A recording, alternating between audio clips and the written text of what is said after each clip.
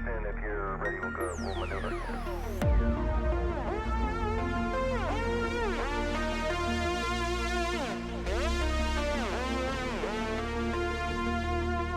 Reaching out.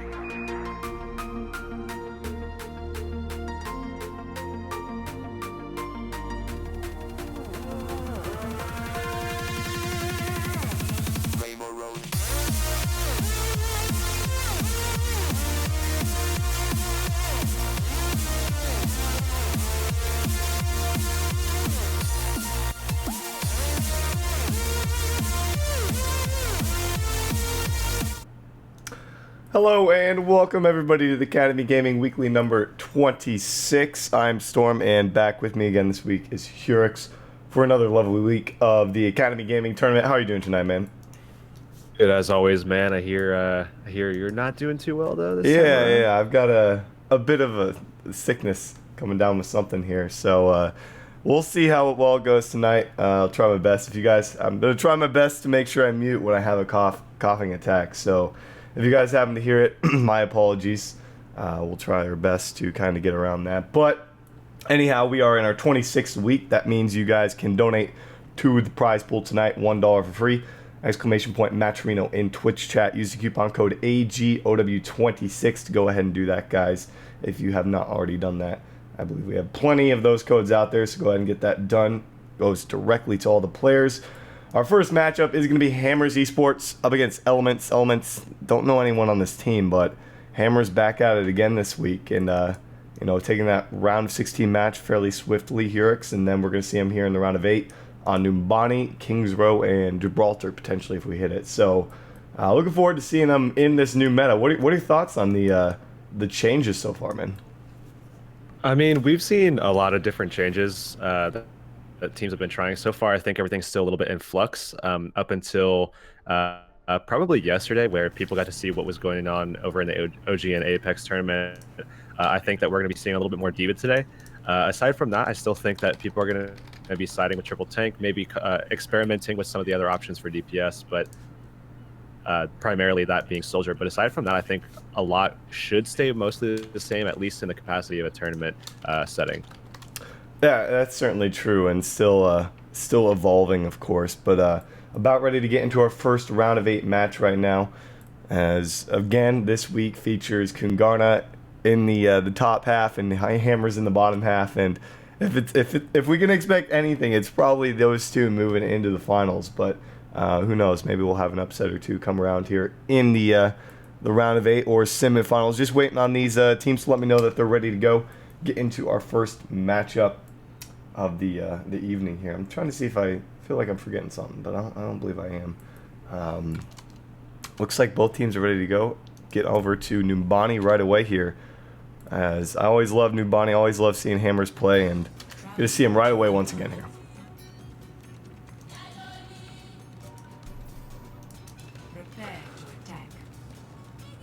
Elements gonna be the ones taking up the offense first up here. We'll have to see what Hammers wants to break out on the side of defense. See if we'll have anything crazy coming from them. Very doubtful, but nonetheless, they're definitely going into this matchup as the favorites, even in the tournament, as one of the top 2 here. So, expecting some pretty solid stuff from them, as always, right away. Yeah, it looks like defensively they are kind of toying with the concept of a soldier, which is definitely anticipated, definitely expected. It looks like we are going to be seeing the diva from those guys as well, and offensively it looks like that's going to be the case, where it looks like they're going to be running a little bit of a dive comp this time, switching the Tracer out for that diva. And again, this is something that with the new patch we are likely to be seeing quite a lot, not only because of the fact that diva got buffed, but also because it kind of lends to dealing with that really difficult deal with soldier. That incessant damage pressure that comes out really kind of hinders some of the capabilities of a Reinhardt, because you're able to just rip that thing down along with your own diva, as well as the potential of bringing a Roadhog as well. There's just a lot of barrier damage in this new meta with those 3, and having a diva kind of on your side as well helps to negate some of that pressure, and also shut down a couple of those ultimates as well. Looks like on the side of Elements, they want to be breaking out the Genji and Tracer, so very aggressive composition, of course, with the Winston and Diva. So this is going to be a very pressure-based composition here. We'll have to see if they're going to make anything of it right away. They're going to have a difficult time potentially dealing with that Pharaoh. We'll have to see what they're able to do against Tay here. He's just harassing that backline so well. Right on top of the supports. 2 kills right away coming through from here on the side of Hammers Esports. And they're going to force the rest of the squad back from Elements. And they might pick up another late kill, as Compo is going to be taken down. And they're going to back them up right away here. And very good start from Hammers. Yeah, and right now they don't really have too much to deal with Tay right now on the fair, and they are going to be switching over to that soldier there. Kyle is going to be making that swap, and that is going to lend them some favor in terms of trying to deal with that priority target there on DPS, which is again Pharah, and Pharah should be able to just really kind of put a lot of pressure on them as they do come through these chokes. So they really do need to have someone kind of deal with that. Yeah, Kyle actually taking a lot of pressure there. Diva just getting in his face. He's not able to do anything against that. Winston as well, just sitting there, able to chunk down Kyle. He's having a very difficult time dealing with him. And with High Carry now down, that's going to be very difficult for them to actually make a push into here. They do have the charge up from Campos ready to go, but on the other side, 3 ultimates already stacked up here from Hammers Esports. And this next fight is definitely going to look to be in their favor.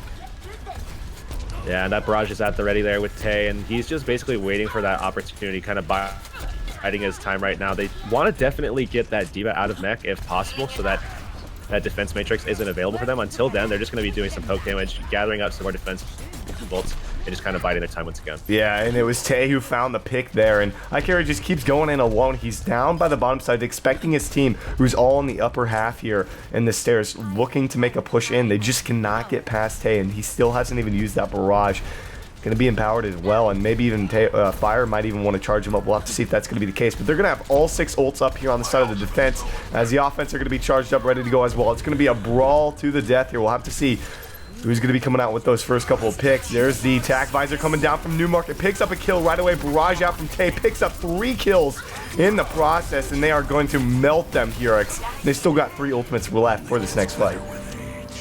Yeah, and up until this point right here, they weren't using any ults at all. They were just basically using isolation to their advantage to find the duels and basically beat this team out mechanically. Now they are going to be able to get that wipe, but they are going to be forced to try to take on 6 ults from the attacking team now, which certainly does lend a lot of favor for the attacking side. But again, the mechanical advantage here for Hammers Esports Esports being just better individually and as a team. I think they might be able to handle this one. Sound barrier coming through from there. Offense, there's the Dragon Blade from Sam. Finds the immediate kill onto Newmarket. Lord going to be dropped as well. We are going to see a triple kill come from them. And I believe the mech just came down, but did they get a whole lot off it? Able to pick up 1 kill. This is still anybody's fight to take. His Tay is uncontested in the skies here. Sam able to do so much work with both Winstons just sitting on the point, soaking up some of that damage. He's looking to take out the D.Va Hot Date. Taking a bit too much pressure there. With only 45 seconds left on the clock, Hammers can still defend this. Yeah, Primo came up big with this one. If they're able to negate some of that pressure that's going to come out there from the D.Va, find the Genji kill.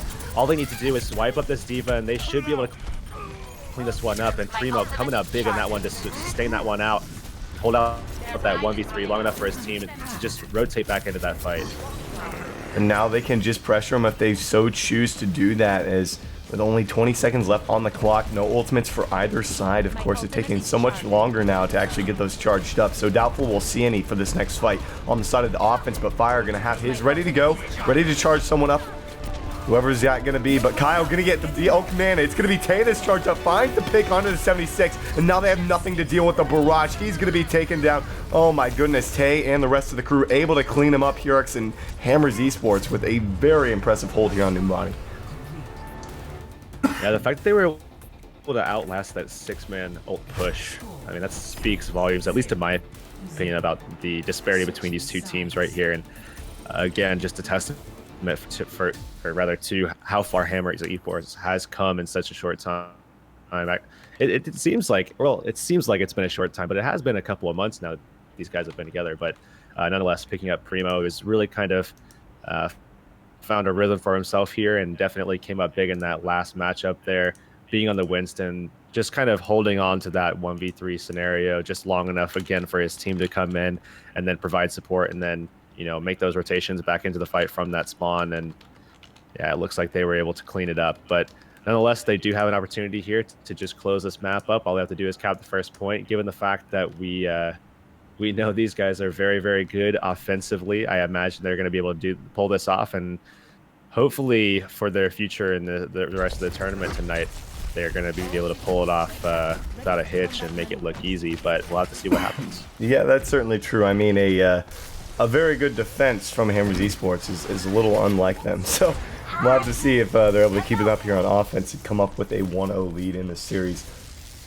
as Kings Row would be that second map. And picking up New Bonnie first off would be a nice pickup for them to move into the semifinals. Looking pretty solid. We'll have to see if they're able to keep it up here, though. On the side of the defense, we are going to see our first Reinhardt come out from Nemosis. They are going to be going with a triple tank setup. 76, going to be bringing out the Zenyatta as well.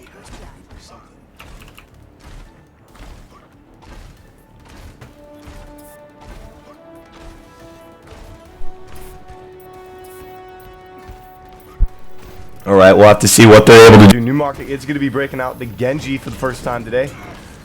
Going to be seeing what he can get accomplished with the Genji. Other than that, everything looking fairly relatively the same for the most part. Just not going to be having that 76 on the side of the offense. And right away, Primo getting into that back line, looking for the Ana, and it's exactly what he needed to do. They are going to be able to find the pickup. Maybe they do get the one on the Sam. They're going to find 2 for themselves. And York, they could very well win off of this push alone. The rest of the squad got separated. They were on the other side. They didn't really follow up with it. And Elements not looking too good here on the defense.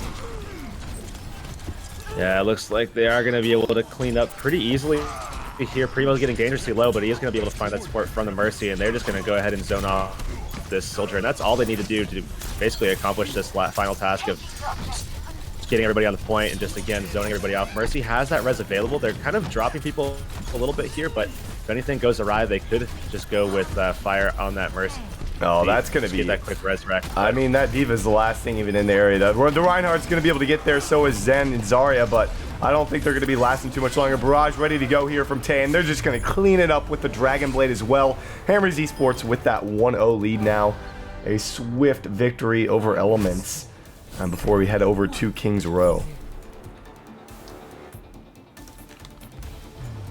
So Hammers Esports definitely making it look pretty easy there, and now moving on to Kings Row, which they have a lot of history on.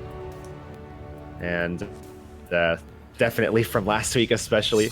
But nonetheless, we're going to be able to see them once again opening up on King's Row, and likely to be seeing them going into this map as a draft pick as well later into the night. And I'm looking forward to seeing what they're going to be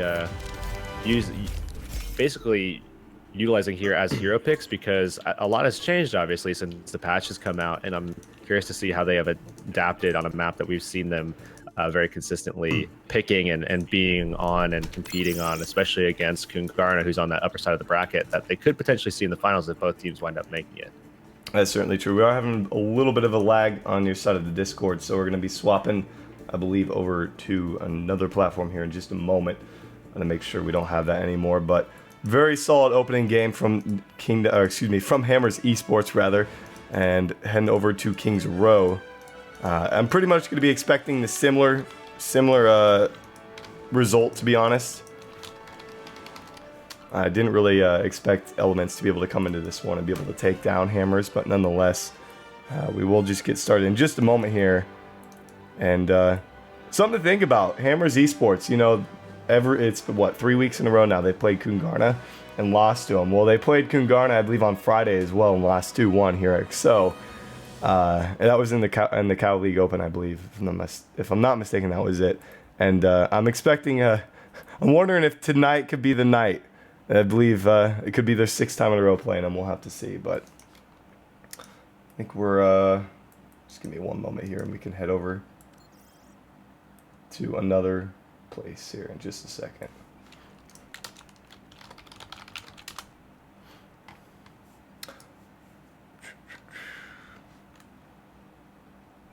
Sorry about the wait, guys. Just going to be a moment here while this Urix is having some issues with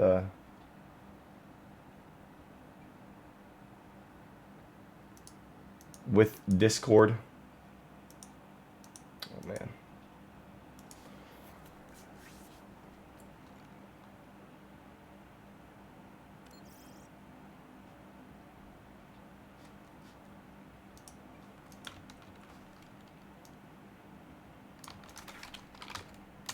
Alright, we'll just be one moment, guys. Sorry about the wait here.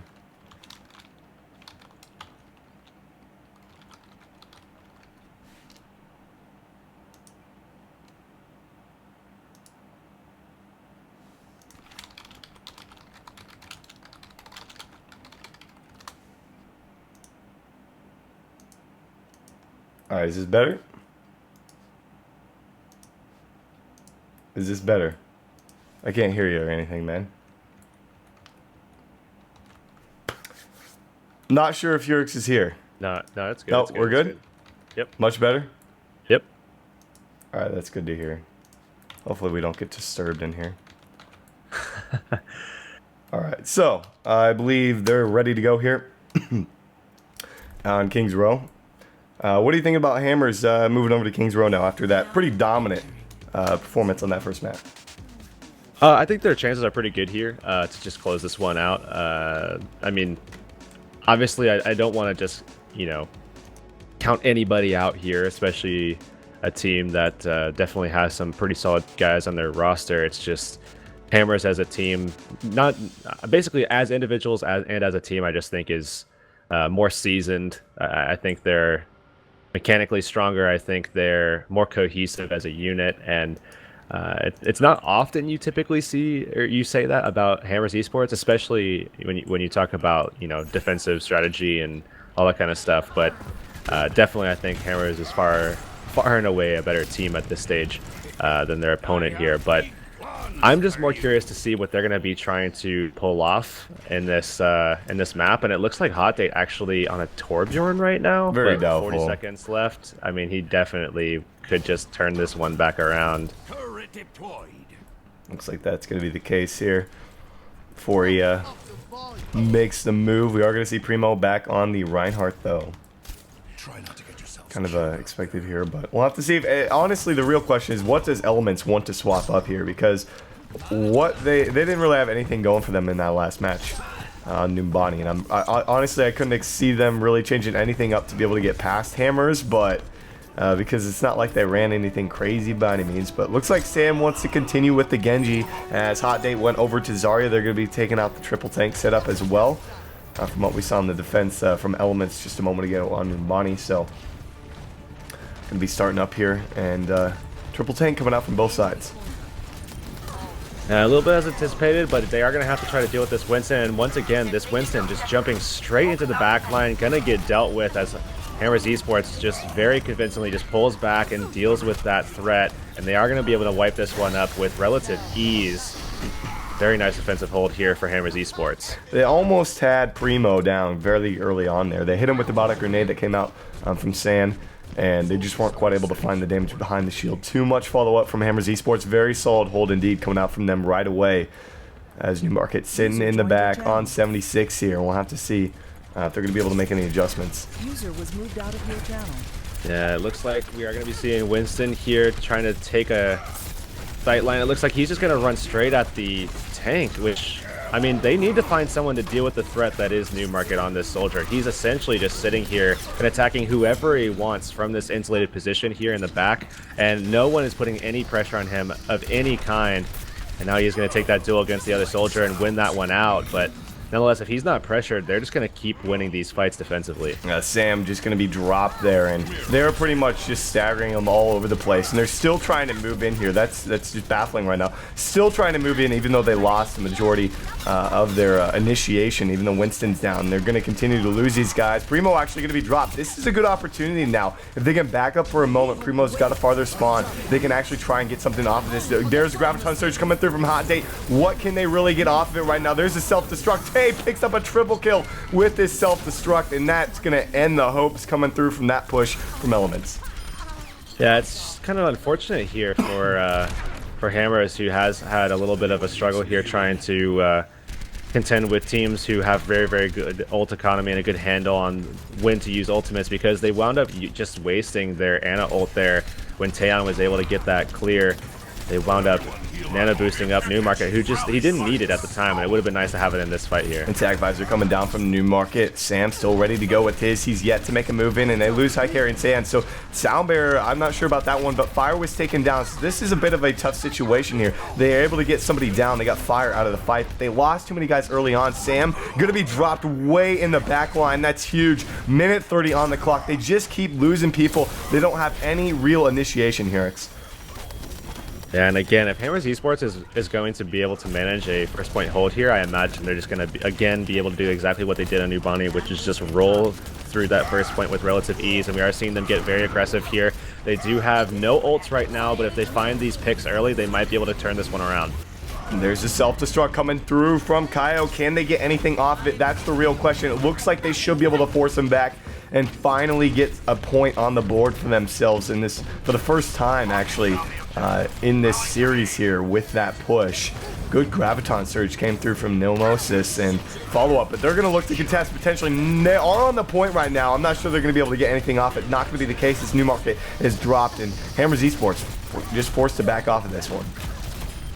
Yeah, and Tay right now is going to be forced off, actually going to be killed off here, as they are going to try to control the arches, with now forced to fall back, as again they did just lose Tay, and that's a lot of their support in that archway to be able to have that defensive matrix. And look at this, actually, we're seeing Elemental just get so aggressive here, and they're able to trade a kill now as they push through. They only have one man on the cart, so it is pushing, but pushing very slowly at that. Graviton is at the ready here for Hot Date. They do as well have that nano boost. Newmarket getting ever closer to being able to have that combination should they require it, but Taeyeon probably going to be using his. Oh, there's a self-destruct Graviton Surge. Sound Barrier came through, so they're not going to pick anything off of it, as it looks like Kyle trying to deal with Newmarket in the back line, and his tack visor is actually ready to go, but they really can't get anything off that. They did make him waste actually a few ults there. There's a tack visor from Sam, though. They're going to be able to be very aggressive off this, and this is exactly what got them the point A in the first place, being aggressive off of these ultimates.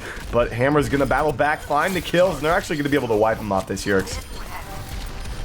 Yeah, it looks like they are going to be able to get that full wipe. They still have ults ready to go, and they do have a nice, actually, a very, very nice combination of that nano boost on top of that that tactical visor as well. They are going to have to deal with the nano boost offensively as well, but nonetheless, they do have that pick on the Soldier, which is definitely going to prevent them from pushing for quite a while. And look at this positioning, actually, from the Soldier. Right behind these guys, he should be able to get Nano Boost very easily in this window, but the D.Va is going to find him, and he's just going to drop just to avoid that defensive matrix and find those kills regardless. And Hammer's going to battle back with some aggression of their own. Primo looking for stragglers hiding in the hotel. They're not going to be able to find anything. 125 now on the board, and he's got to stay back. His hot date getting put to sleep. Oh, that's tough. They're actually going to charge up Reinhardt. Reinhardt on the opposing side. Element's actually going to be able to come up with the kill there. He's going to look to move forward with that charge up from the Ana and finding 2 kills off that, if I'm not mistaken. That's going to be a huge pickup for him. And actually, I believe that was 2 kills. Yeah, they did manage to pick up 2 kills, and Lord going to be forced to go back. So they might actually have to give up the second checkpoint because of that. They might actually be able, yeah, they're going to be able to actually make a stand off this. Yeah, Hammers really should contest this point, and they are going to go ahead and do that. They did just drop 2 ultimates in the process, but Hickory actually coming up big. There's a self-destruct coming through there, not able to find anything off of it, and Hammer's now going to push them back, going to find the cleanup of their own. And despite losing a few guys, letting that payload get pushed ever so closer to that second checkpoint, they will be able to make a stand with 30 seconds now left. Ultimate is up for both, 1 tank per team here, but other than that, there's not a whole lot to work with for this final team fight. Potential final team fight if Hammers are able to make a stand here. Yeah, both Lucias should be able to have sound barrier midway through the fight, so it's really going to come down to who can get those opening picks to actually swing. Oh my goodness, Primo, what a play, comes through off the stairs, able to get right behind the shield of Hickory there and find the 4-man Earthshatter, if I'm not mistaken. They're going to clean him up there, and they're able to get aggressive off this, and they're going to be able to hold before that second checkpoint. Given their rather poor defenses on King's Row in previous weeks, they have to be pretty satisfied about actually holding off before the Elements were able to get that second checkpoint there. Yeah, and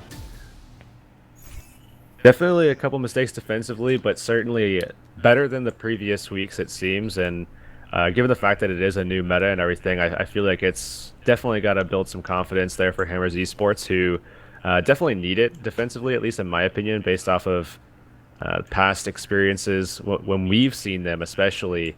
But great job being able to adapt to the new meta pretty quickly against these teams, and they've done so well, or they've done well so far today, and I imagine that is going to continue on the attacking side as well, as it looks like Newmarket is probably going to be on McCree here.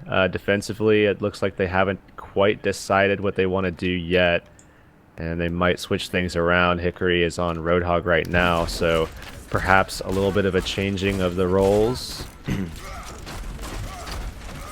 It's potentially a thing. We'll have to see. As Watchpoint Gibraltar is the 3rd map. I think Hammers Esports should be able to pull this one out of the bag, given how dominant their offense has really been over the past few weeks here. Newmarket on the McCree, like you were saying, could be a good pickup for him, as Hickory is actually breaking out the Roadhog. Maybe that's going to be the case for him. We're going to see that for the first time from him as well. So a bit of a switch up actually coming out from them, like you said. But this is kind of what they did on defense on Numbani, going with the triple tank setup and then going with Zenyatta and the 76.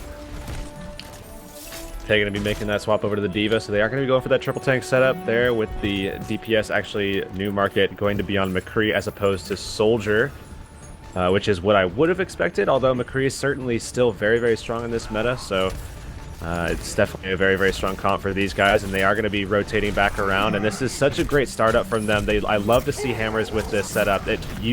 Against teams that they can isolate and win these 1v1s with, it's so very strong, and you can see exactly why. Yeah, they just tore through him right there. It looked like Hickory was able to get a good pick potentially on the Newmarket, but Newmarket just a little quicker to react with the stun in his face, and Hot Date followed up with a hook of his own, and look how quickly they just capped that point A. Didn't even wipe him here, because they just pushed him back, and they've got 6 minutes to work with to be able to get to that just before that second checkpoint. They are looking so strong and so dominant right here. Seem to be very, very wary about overextending too much. There's the charge coming through from Primo. Can he get anything off? It hits. There's the Earthshatter, able to find the kill on the Kyle, looking to finish off the Roadhog, and they're going to clean him up here. That was actually a really nice pick there from Hickory to lock down that McCreel, and it looks like they might actually have a chance at making a hole, but Primo actually going to get nano boosted up, and that should definitely swing things in Hammers Esports' favor as they push this around, and it's very, very close now. Under 40 meters to go to lock this game in for Hammers Esports. And they are continuing to find pick after pick. This is a worst case scenario for Elements. As soon as they lost a couple guys in that initial engagement past point A, they should have just lost the rest of the team or backed all the way up to the spawn, because now they're looking for a final regroup at the actual point itself, and they're not even able to get there. Hammers Esports with the whole hog that actually came out from Hot Date at the end, able to push them back, grab the swift 2-0 victory here in the round of 8. Yeah, Hammers Esports definitely looking very solid today, and I do like the versatility that Taeyeon brings to this team, and being able to play Mei when that was meta, now going over to the Diva. Definitely very practiced, very honed in on that Pharah as well earlier, as we've seen him in previous metas as well. Of course, does have that option to flex over to the Genji, so there's a lot of versatility with him, especially on this roster, and Newmarket as well. So for Hammers Esports, I'm looking to those guys in particular to be able to really come through tonight, as again, things are kind of in flux, things are kind of changing as they come, and not sure how adjusted teams are yet, so these guys are going to need to make adjustments on the fly perhaps, especially once they go up against really, really solid teams like perhaps once again in Kungarna.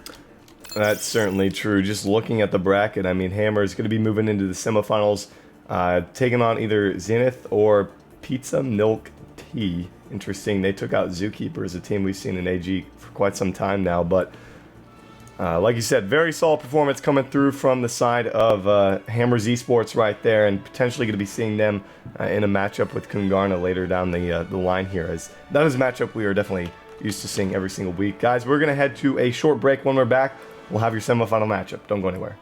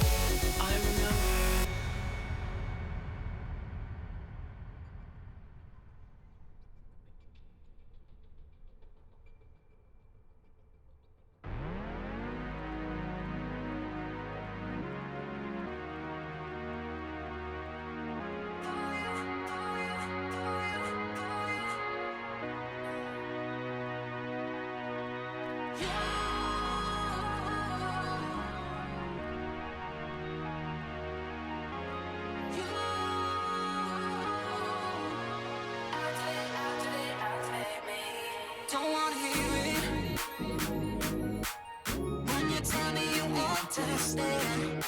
Wanna believe it. Want you to show me you really care. And I won't wait for you to make your mind. It's now or never, boy, let's redefine. I've been waiting for you. I've been waiting for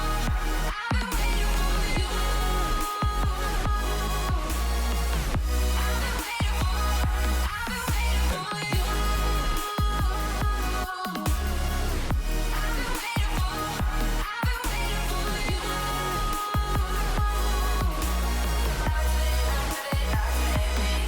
Don't want your reasons. It's already written, it's in your eyes. Want you to be there. So come and tell me what's on your mind. Your hesitation's leaving me so cold. And I won't wait, it's time to take control.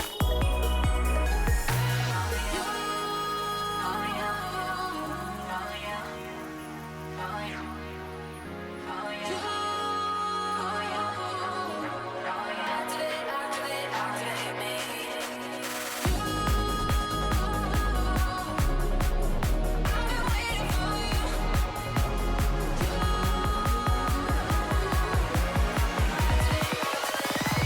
I've been waiting for you. Activate me.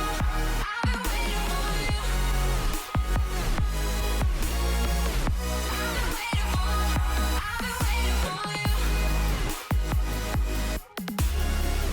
I've been waiting for you. I've been waiting for you.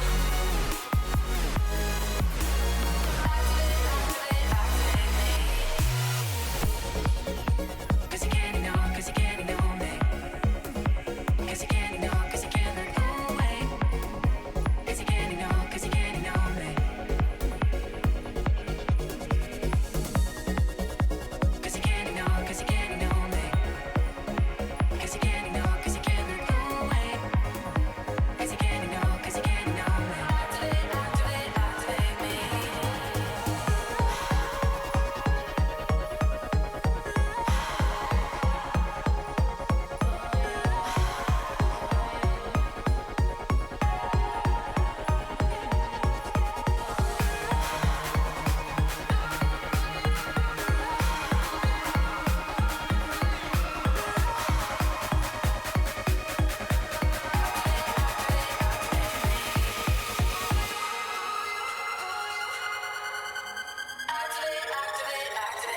I've been waiting for you.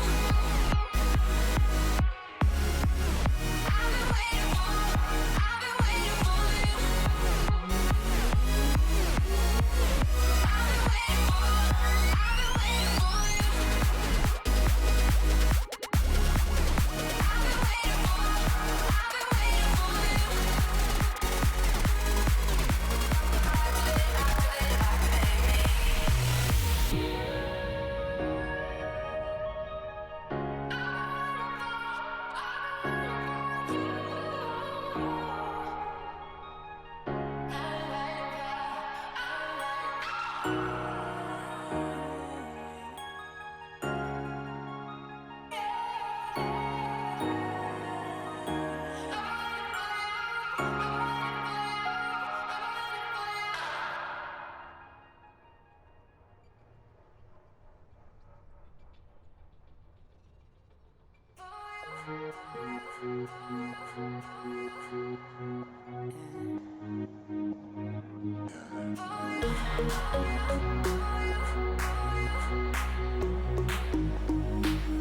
I've been waiting for you. I've been waiting for you. I've been waiting for you. Activate me. Don't wanna hear it when you tell me you understand. Wanna believe it.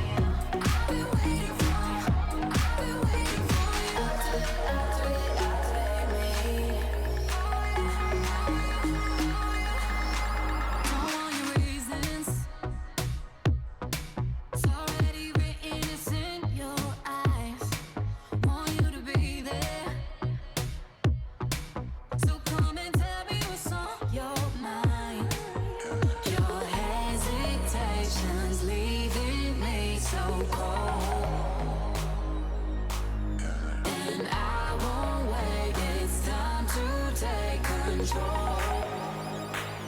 I've been waiting for you. I've been waiting for you. I've been waiting for you. I've been waiting for you. I've been waiting for you. Activate me.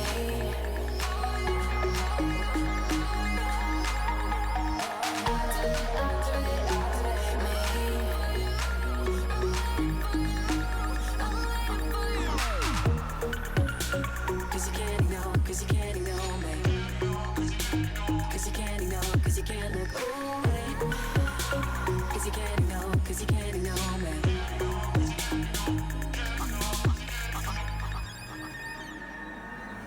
I've been waiting for you. I've been waiting for you. I've been waiting for you. I've been waiting for you.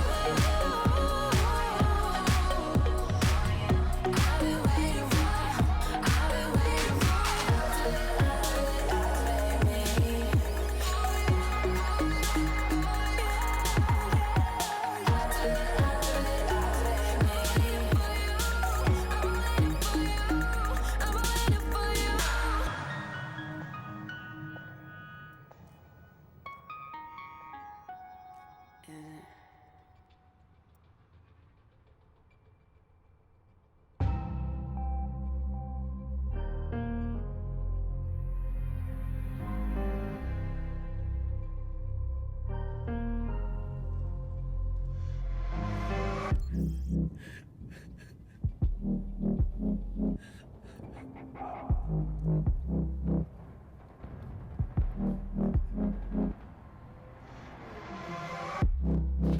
He traded his guns for love, but he's caught in the crossfire. And he keeps waking up, but it's not to the sound of birds. The tyranny, the violent streets, deprived of all that we're blessed with. And we can't get enough, no.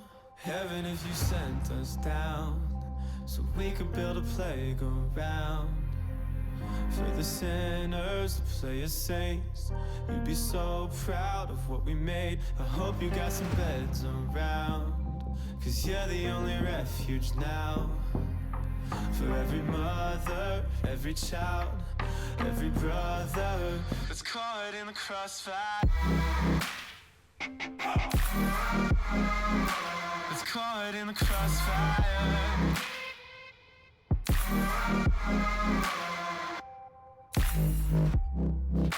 I trade my luck to know why he's caught in the crossfire.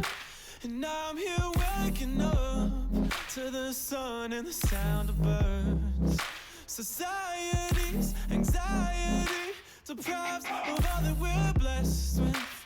We just can't get enough, no. Heaven, if you sent us down, so we could build a playground for the sinners to play as saints. You'd be so proud of what we made. I hope you got some beds around, cause you're the only refuge now. For every mother, every child, every brother that's caught in the crossfire, that's caught in the crossfire.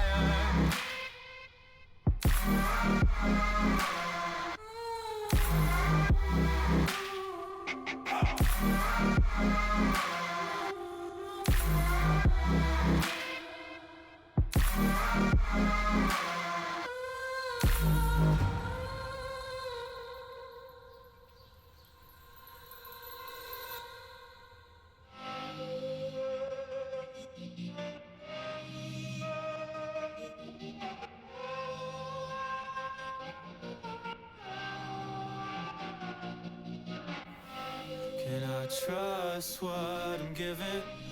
And faith still needs a gun. Whose ammunition justifies the wrong? And I can't see from the backseat, so I'm asking from above. Can I trust what I'm given, even when it cuts? So heaven, if you sent us down, so we can build a playground for the sinners to play as saints. You'd be so proud of what we made. I hope you got some beds around, 'cause you're the only refuge now for every mother and every child, every brother that's caught in the crossfire. Caught in the crossfire. He's caught in the crossfire. He's caught in the crossfire, baby. He's caught on the cross.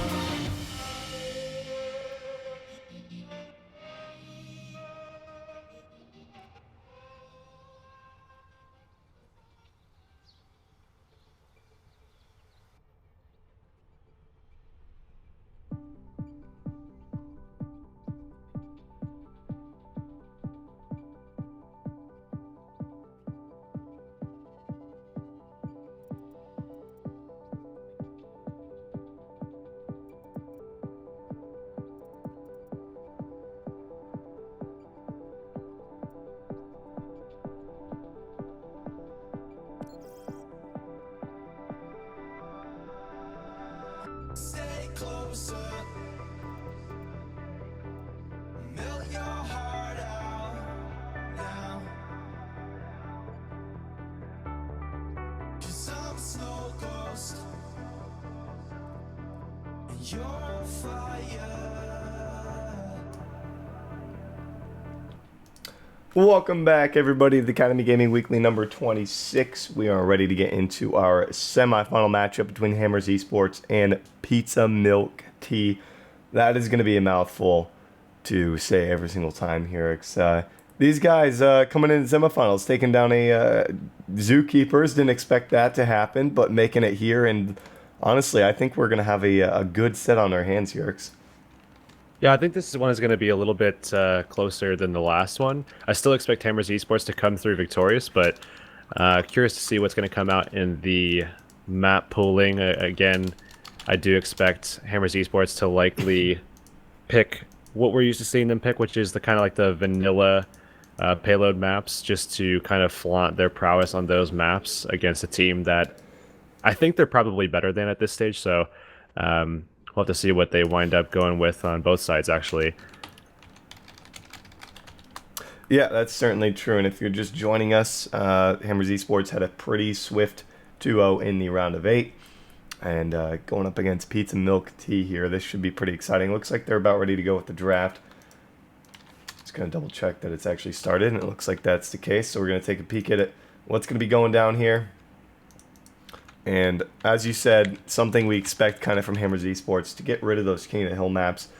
Something that they have done time after time now, and it looks like they're going to get a little help, though, from the other team. Ilios already off the board there. So maybe Hammers wants to play some more of that. We'll have to see if that... Oh, damn. Pizza Milk Tea. Man, that's going to be so hard to say. They're getting rid of the ones that Hammers... we're so used to seeing them get This is out of that actually draft. so good for them, because by eliminating those threats from the map pool, Hammers Esports essentially is going to be allowed to dictate which maps that they want to play. Basically, because Pizza is essentially just giving them 3 free bans, like just completely out of the gate, 3 free bans. Yes, Nepal's still on the board. Yes, Anubis is still on the board. The maps that we typically see them kind of shy away from.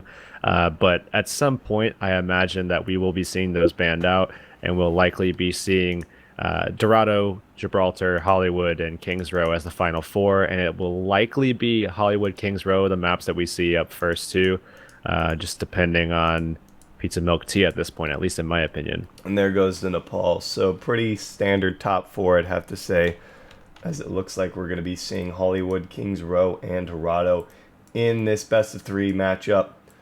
And I'm excited to see Dorado come through here. Potentially, hopefully we don't have to see too much of Kings Row tonight, but we'll have to see what Pizza Milk Tea actually want to break out here.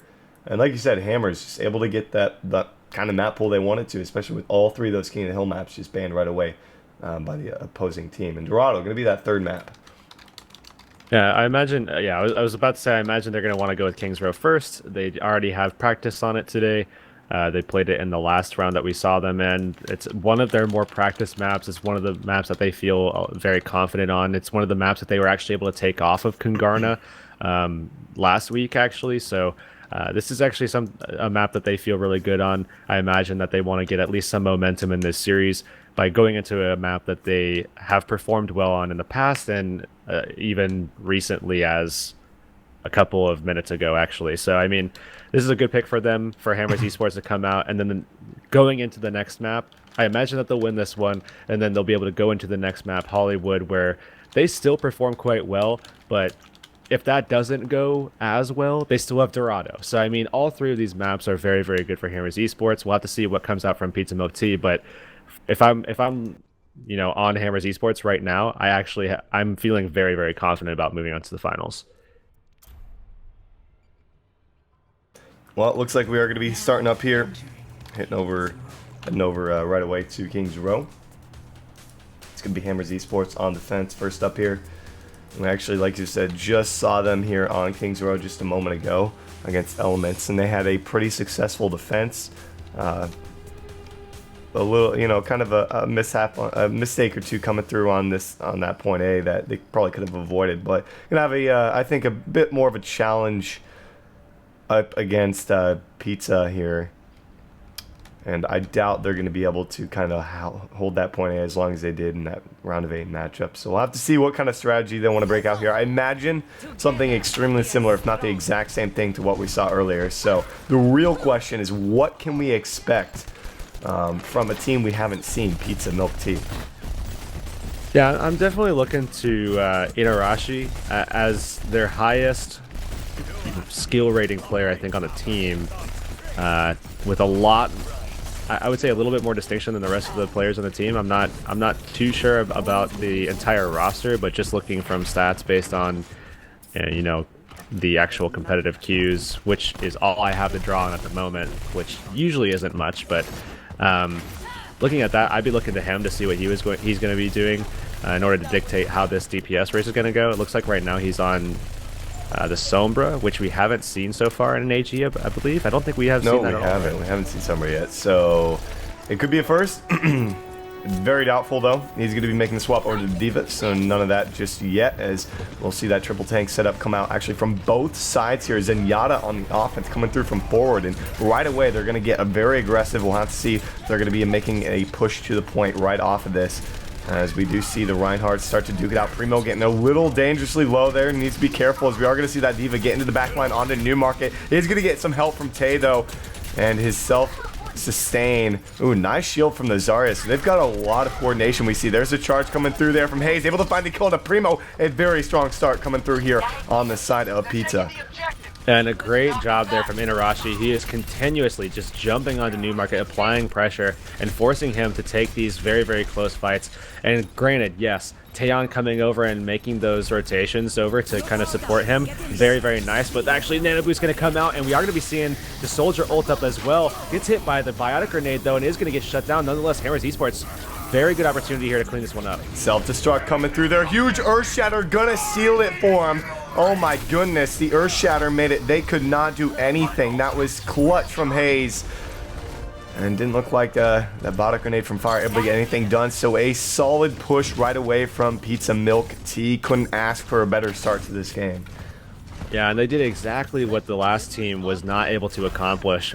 Focus some pressure, some sort of pressure onto Newmarket in that insulated position. If you just get him out of that position where he can't just free fire, you're going to have a lot better chance at getting on that point and keeping your tanks alive, because that relentless pressure from the Soldier is just extremely hard to deal with if you don't have someone focusing him a little bit. Primo ready to go with the Earth Shatter in just a moment. His charge not going to be able to find anything. There's an... Oh, can they get anything off this? Nice knockdown coming through. There's a Transcendence actually from forward, so they're going to be able to move forward with this and be able to push back the rest of Hammers Esports right here, who are struggling to honestly get anything going for themselves at this point.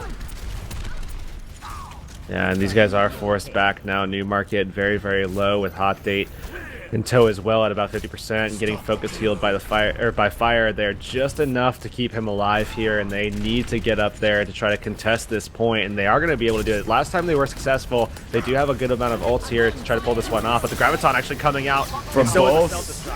Self-destruct able to be avoided there, and there's the Earthshatter coming through from Primo. He's going to be charged up by the Ana. He's looking to finish off the D.Va. Probably not the greatest of targets in that scenario, and he is being chunked down, got hit by the bot grenade, and the rest of them going to be mopped up as it was Urnashi who was able to find Tay in the skies there. And oh my goodness, hammers are being torn apart here on the defense. Yeah, that was not the smartest of ways to approach that fight there by Primo. I think collectively they should have been going for those supports. I think they should have been going for you know, they're running a triple support team. Just take the supports out. That's the thing. If you focus all these tanks like they're doing, where you're just trying to take out a D.Va like this and focusing it down, that guy's going to continuously get healed. You need to be able to take those supports out, eliminate that backline, and then just freely take those tank kills as they come. Tay struggling to deal with the Zenyatta here. He's being picked apart. And the rest of his team, he's just forced to be in the back. He can't do anything. There's Newmarket from behind, though, trying to get something done. Looking for the D.Va finish off. He's going to be dropped, though.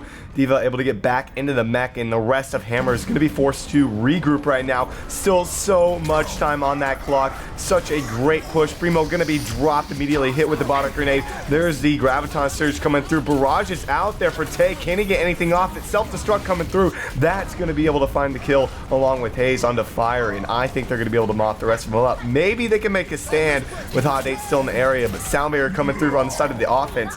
This is going to be a tough hold if you're Hammers.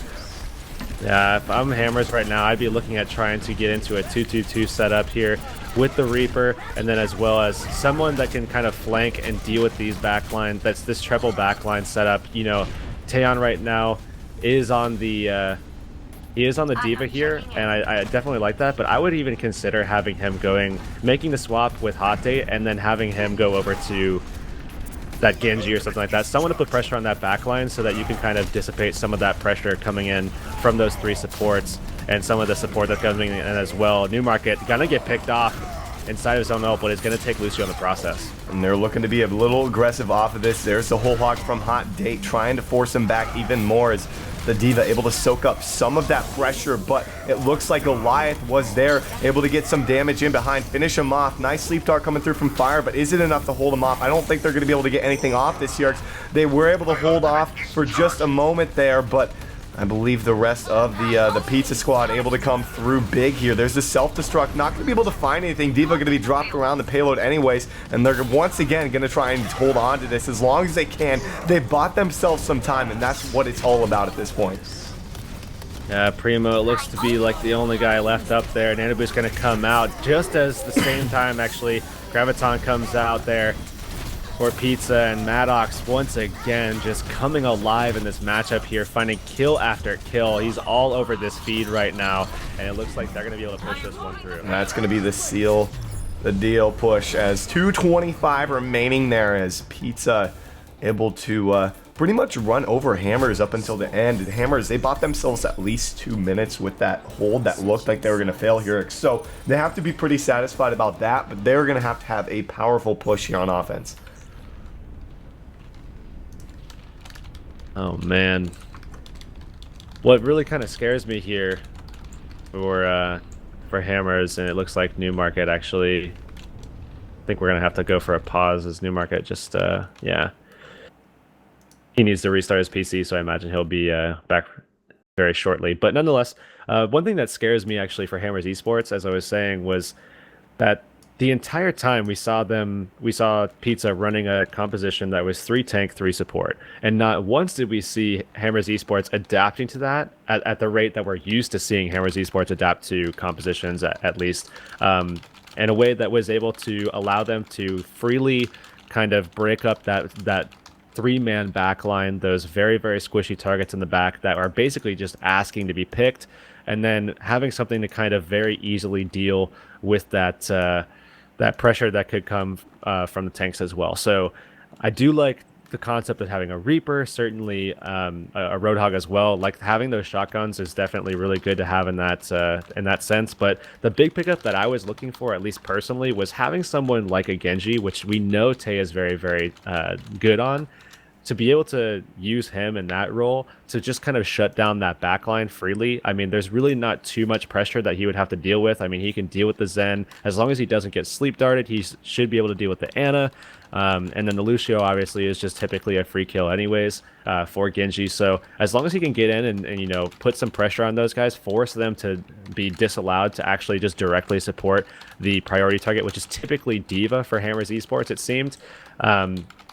Which again is not really the right target for them anyways.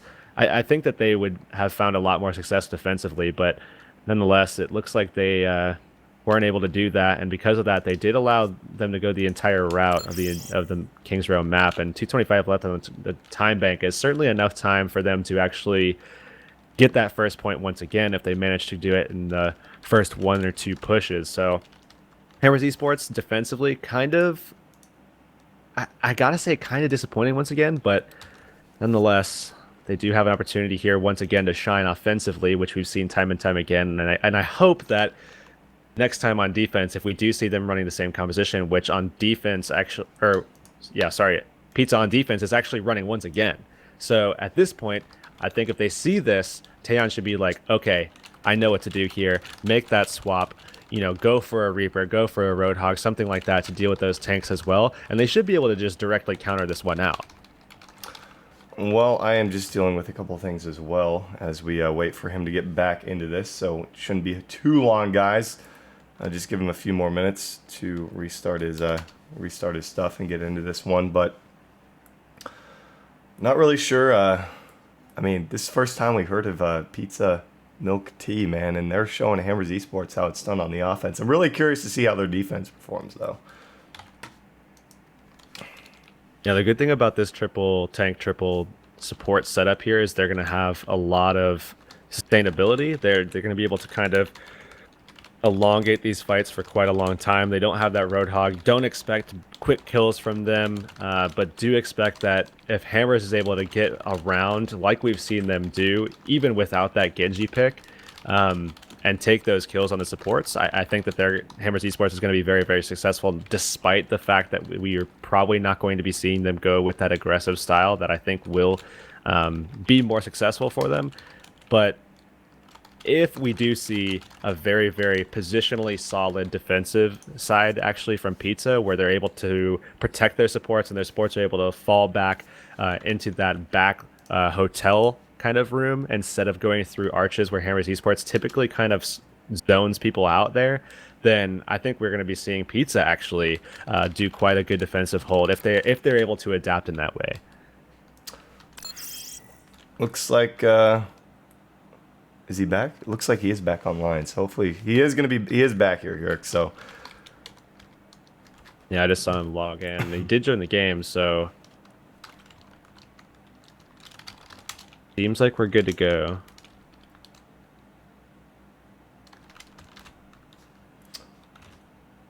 all right, it looks like we are good to go here. So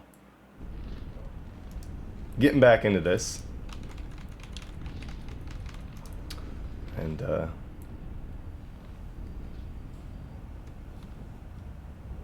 PMT, that's a little bit easier to say than Pizza Milk Tea. I'll give you that. But potentially Newmarket going to be breaking out the offensive McCree here. We saw that from him on Numbani.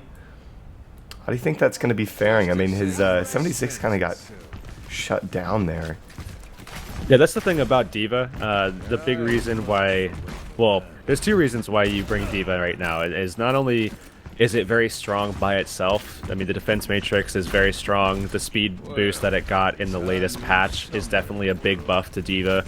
And certainly the extra little bit of health as well. It certainly benefits her as well. But I think the bigger reason in terms of going against teams with really strong hit scans is being able to shut down that soldier when you need it, and being able to shut down some of that pressure that could come even from like Reinhardt, with being able to block out those fire strikes if you don't have a Zarya. You know, be able to shut down a Roadhog pick if it's in the right range. So D.Va itself is very, very strong. Newmarket, last matchup, we saw him actually pick the McCree and just slide through lobby and actually take a pick in the back and put some focus down on the supports. If he's able to do that here, if he's able to accomplish that task, I think this pick is going to be working out very well for them. All right, well, he's going to be sticking with that. McCree on the side of the defense forward wants to be sticking with the Zenyatta. Seemed to work out for him very well there on the offensive push. And already going to be dropped by Newmarket. Finding that pick right away, though, is going to get put to sleep. Going to be able to find a kill into Hayes there as well. Gets hit with a bottle grenade. He's in trouble, but the rest of them are able to clean up shop here. And man, Hammers Esports looking very strong on their push here on Kings Row. Even better than from what we just saw from PMT. So great push coming through from them. Yeah, PMT, like I said, really needed to kind of block out that archway, just completely disregard it. If they needed to fall back into that hotel. They have the triple tank, they have the triple support. Just allow that to be kind of like a choke fight, because they have the advantage, at least in my opinion, in that kind of scenario where Newmarket's not going to be able to get those flashovers. He's not going to be able to lay into anybody because they have that defense matrix as well. They can kind of push through the hallway if they need to, if they have to fall back there. But nonetheless, they're going to give that point up very, very quickly. Flashover going to miss. They're going to actually miss that whole combination there as the Earthshatter comes out prematurely. Yeah, they're looking to get into this, but they just can't quite find. There's the charge, and that's going to be the initiation they needed as Hayes going to be dropped there. And they're able to continue to cruise forward with Goliath now being picked off, and they're going to continue their aggression, exactly what they need to do. As soon as you find that initial pick, you can be so aggressive off of it and just spread them apart. There's a sleep coming through onto the Zarya, the final touches as well. Newmarket got picked, but man, are they moving forward strongly. And if they take this pick on the Zenyatta, which he gets melted, just absolutely microwaved there. You can't do that. You just can't sit there and expect no aggression and get picked off like that. That's that much longer they have to wait. And I mean, I know the checkpoint takes a moment to actually come through, but they're going to be able to get around this corner before that Zenyatta is actually up. Yeah, and especially not against Hammers Esports, who lives off of this type of stuff. Just going forward, finding a pick, and just snowballing off of that offensively. And there's the Graviton Surge self-destruct coming through, and Primo can't fend off both angles as was forced to use the shield against the self-destruct. As actually the D.Va picks up 2 kills. There is the Graviton Surge coming through from Hammers. Can they get a double kill off it? They're able to find one onto Goliath there. Still do have that Earthshatter ready to go, but they are able to hold off, and finally the first sign of resistance from PMT here on the defense. Yeah, and once again, Hot Day coming up huge right now, almost taking out that Zenyatta once again here, and he's been at such high energy throughout this entire game, and his focus primarily is trying to shut down that D.Va a little bit, because he's the only one who's going to be able to burn through that defense matrix that keeps coming up time and time again, and looks like they are going to be setting up to block out the entire Earthshatter here. Both Reinhardts not successful with that one so far in this match. Hot Day just went right behind the Earthshatter, able to just melt him down there. And as you said, he's been such a... There's the Earthshatter coming through, able to find Goliath. He's going to be taken out. Oh my goodness, they are cleaning him up right now with 4:45 remaining. We will see the rest of PMT be able to hold off for a moment, if I'm not mistaken. But look at that sleep coming through. Questionable Fire Strike, just trying to do what he can right here, but there's the power up coming through onto Primo, and they should be able to seal it, able to get the knockoff. And a boost coming through onto forward of all people. Not the best target, I'd say, but regardless, it looks like Hammer should be able to clean up this.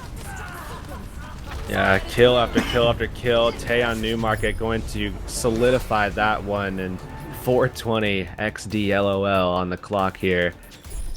Very good offensive pressure there. Actually, Newmarket making the joke blaze it. Haha.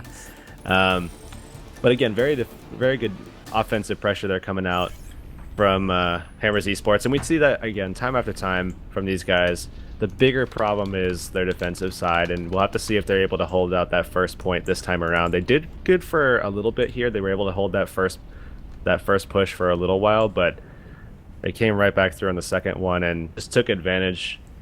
Newmarket wasn't able to do as much as Inarashi really kind of shut him down. So hopefully they have something to kind of deal with that. Tay actually going to be potentially playing with the May pick, actually. I like that from him. I'll have to see if he's actually going to stick with it. That's the real question. Even with the changes, I mean, his May was very tough to contend with. And you have to be so happy about that push from the Hammers. A questionable defense throughout 90% of it up until the end, where they bought themselves 2 minutes. If they had lost that team fight that they continued to funnel in at that third checkpoint, there would be 4 minutes and 30 seconds, no question, on the board for their opponent right now. But because of that, they've got themselves almost 2 more minutes than them right here, and they have to be feeling great about themselves after that. Certainly, I can't anticipate they're going to be expecting this Mei here. I just can't expect this. So they should be able to find an isolation pick here, and they do find it in Inarashi. He's actually on the Genji this time around. They do swap that actually out, and it's going to be forward on the D.Va this time around. So perhaps Newmarket isn't going to be pressured as much. If they could find this kill, oh man, just on top of the wall. That's unfortunate. Now they're going to be able to move forward, knowing that wall's not up for a few more seconds here. See if they can get something as Inarashi is back in the fight on the Genji, and they need to be able to heal up Primo. Primo dangerously low, looking for the kill onto the Zari. Maddox actually going to be dropped there, got frozen up by Tay, and Tay able to wall off the rest of the squad here, looking to get away from the Winston, and Tay, it needs to get some work done, but it looks like the Genji able to come through fairly clutch there, and I fear for Hammers that they've lost this fight now, giving up just a little bit of their territory, and that's going to be the end of that point A hold. And that's really rough, giving that up so quickly, just like the last time, and they were forced back so fast. They were not able to hold arches as the tanks were just still alive. They, again, on the attacking side, they're still playing this kind of same style. The only thing different this time around is that they were picking up that Genji this time, and it is triple tank with double support. They do have Inarashi making the swap over, and he's very, very good Genji actually. So I do like this composition from them. Hammers Esports is still going to have to contend with this, and we do see Tay over on the D.Va this time around. And there's a sound barrier coming through. There's the Dragon Blade as well from Inarashi, able to find 2 kills with it right away, looking for another one. Can he find him? They gets the help with Primo. He's going to be dropped, was charged up, able to slice and dice around. And there is the wipe from PMT. As it looked like they were struggling initially on that point A, but able to just battle back and win that next team fight as well. And they're moving forward fairly swiftly. Of course, they will not have enough time on the clock to not be in overtime, so they will definitely go into that. We'll have to see what Hammers really want to do right now. Yeah, it's going to come down to forward. He's only thinking about his ult right now, and it looks like he's going to be throwing that one out, but he really needed to kind of worry about that soldier. Looks like he's going to be able to block out some of that damage, but Newmarket going to find kills nonetheless. And they are going to be looking to try to get that defensive wipe here. They have 3 kills on the board. It's overtime now, so all they have to do is push them off the point. They don't actually have to get those kills. Lucio's going to be the priority target to be able to... Bodic grenades. Here, but yeah, that's going to seal it. Bodic grenade coming down. Adivo is in the area, but she's going to be dropped as well. So Hammers make the hold. They've got themselves 1 minute and 55 seconds, if I'm not mistaken, extra time to be able to push that distance. And if it's going to be anything like their last push, they should be able to do it. But PMT, you know, it was a weak defense initially. Actually, it was a weak defense overall from them. They really need to step up their game here on defense if they want to come up with this game number 1 victory. yeah, that's definitely got to feel really disappointing here to be able to just drop that so easily. Comp-wise from Hammers Esports, I think I would have liked to see Mei as like solo DPS and just have, you know, Newmarket go over to the D.Va. D.Va's just so strong in this meta right now, in my opinion, especially on these kinds of points where you're forced into chokes. D.Va can just lock that entire sightline down. I think that would have been a little bit better if they wanted to run that Mei, that is. Otherwise, I think on the attacking side, PMT, if we would have seen forward actually kind of play into the fact that they knew that Soldier ult was up, especially with the nano boost, they should have anticipated that. He should have been playing a little bit more defensively and then kind of sustain the fight out a little bit. You're playing that triple tank, you know you have that. You didn't necessarily know that Hammers Esports was running that at the time, so you know that you could kind of out-sustain them if you play into that. Just sustain through that ult and then use your own with the setup that you have halfway through the fight and just swing that momentum back into your favor. That would have been the play, at least in my opinion. Nonetheless, Hammers Esports just took advantage of that. All right, well, Jay wants to be on that Pharah, and they've got a Reaper from Inarashi here. The first time we've seen a Reaper tonight, able to chunk down Newmarket right there. What do you think about that Reaper pick? I mean, we'll have to see. It seems to be working out right away here as does get chunked down a little bit. Primo going to be dropped here, and finally we are going to see a stand against Hammers Esports in their initial push. Is there uncontested against elements on every single push? And obviously on the first iteration of Kings Row. Now they're going to move back into this fight. Newmark able to follow up with the kill of his own on the Inarashi there. There's another kill from him, so they should be able to clean it up right now. Newmark going to be dropped, but the rest of the team fairly healthy at this point. Nano Boost ready to go from fire. The charge not going to be able to find its target there, but they are going to sweep him up with the swing of the hammer and the rest of the squad. And Hammers Esports able to come up with that point A. Yeah, Taeyon, User joined your channel. I mean, virtually uncontested at this stage. User was moved out of your And channel.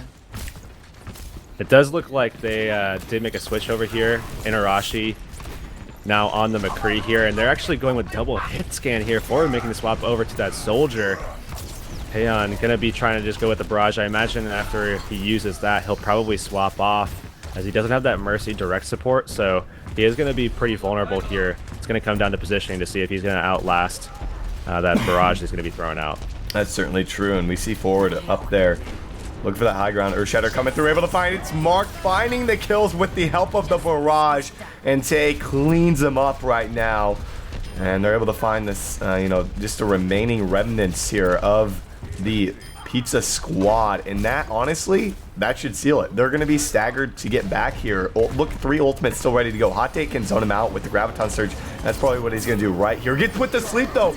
Oh, man, they could get back to this. Graviton Surge comes through. No, it's not going to be the case. They melt him. And Hammers Esports coming up with map number 1 here on Kings Row. Hammers Esports on offense honestly looks like a top tier caliber team. I mean, I'm talking like contending with the best in NA, and honestly, defensively is really their only problem. If they had a more convincing defense, I would say Hammers Esports is up there, you know, in the top 15 in NA, in the potentially kind of area of being able to contend with those top 10 kind of teams as well in NA. But it's just defensively, they really kind of struggle, even against teams that they really shouldn't. They have the ability to just kind of isolate and then take those 1v1s where mechanically they should come out on top, and nonetheless they continuously just fall short one after the other, and it really kind of is disappointing to see from these guys. And I hope that over time they're able to build that back up so that defensively they can kind of get back to it. And they have another opportunity here on Hollywood. Again, this is a map that I would favor Hammers Esports on. All of these maps I say I would probably favor Hammers Esports on. But we'll have to see. At 1-0, definitely Pizza looked a lot better than I think both you and I anticipated. But again, Kings Row is just one of those maps. Actually, all the maps are just the kind of maps where Hammers Esports is always kind of fighting back in that second phase, in that overtime, to be able to come back and press, because defensively, again, they always are just coming up short. And if you guys are just joining us, this is our semifinal match between Hammers Esports and Pizza Milk Tea. If you've heard a few coughs here and there, I am a little under the weather, so my apologies if you do happen to hear them. I try to mute as much as I can, but it's very difficult when the stream's actually going, so hopefully that's not too much of an issue here. But going into this match, like you said, Pizza looked very, very strong on the offensive side, but they definitely have some room for improvement on defense here. And I'm really curious, as we're heading to Hollywood for the first time today on stream, if they're going to be able to make the proper adjustments and actually get around this very tough Hammers Esports semifinal matchup.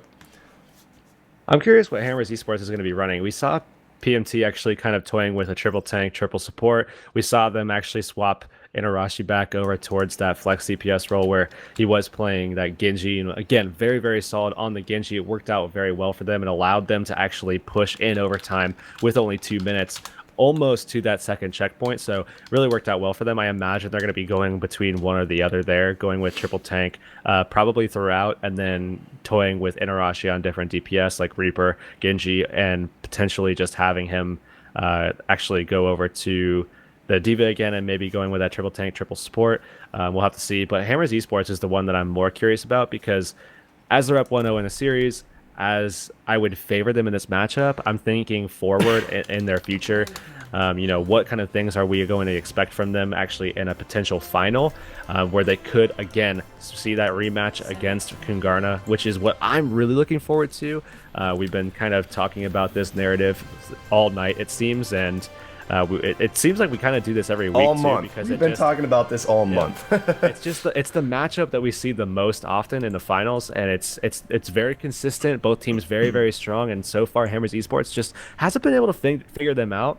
And I think it's a little bit because of their defensive shortcomings, and also because they can't deal with that dive. But honestly, I'm kind of curious to see what they're going to be pulling out here. Lord actually looking like he's going to be on the Mercy here, and he is going. They are going to be running that triple tank, and New Market again on the DPS, which is pretty typical of them. It seems like New Market just kind of swaps between any number of Soldier, McCree. Of course, we know him to be very solid and very good at carrying with that Roadhog, but we haven't seen him so far in this meta, at least not today that I can remember. He's been on McCree or Soldier throughout on that DPS role, but nonetheless, McCree has been the most successful for them at this rate.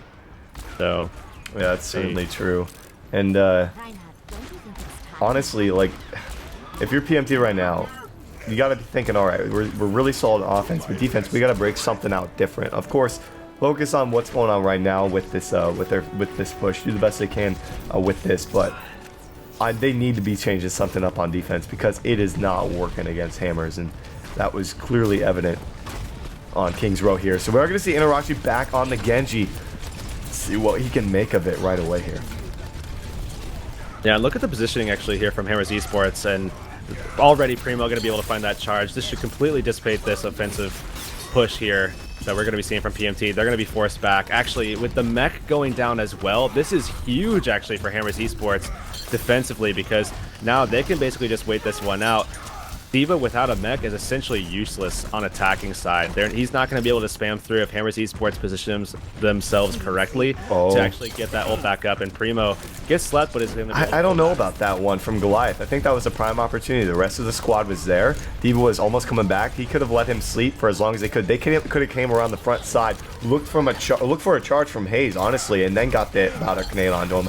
They need to take those opportunities more serious, and they need to really make something of it, because they're struggling here with Tay and New Market finding the picks, and another one from New Market. This guy is unstoppable here on the McCree, and it's just showing how well Hammers are kind of just improving on the defensive side overall. I think Hollywood is probably their best defensive map, at least from what I've seen. They're pretty consistent on Dorado as well. It's basically King's Row that they're very good at, but they're very bad at defensively. New Market, actually, look at this. Oh, huge sleep dart coming in from Goliath to save his team from definite inevitable failure there. Self-destruct coming through there as well, and I believe that was from Tay actually, as they are able to clean up the rest of the squad. And they've got that resurrect from Lord, and that's going to speak a lot of volume to actually... no, they're just actually letting that D.Va. They don't want to keep him with the rest of the squad. They want to stagger him as much as they possibly can. But that resurrect being ready from Lord is going to be crucial for these next fights, with only 2 minutes remaining on the board. And Lord still has that resurrection, you're saying. And honestly, at this rate, I mean, New Market just getting that blue buff over and over again has been able to put so much pressure there defensively. That damage that comes out from Soldier, 20 damage, we have to remember that buff, 20 damage a bullet, and that is compounded by headshots and the blue beam, so he can rip things apart right now.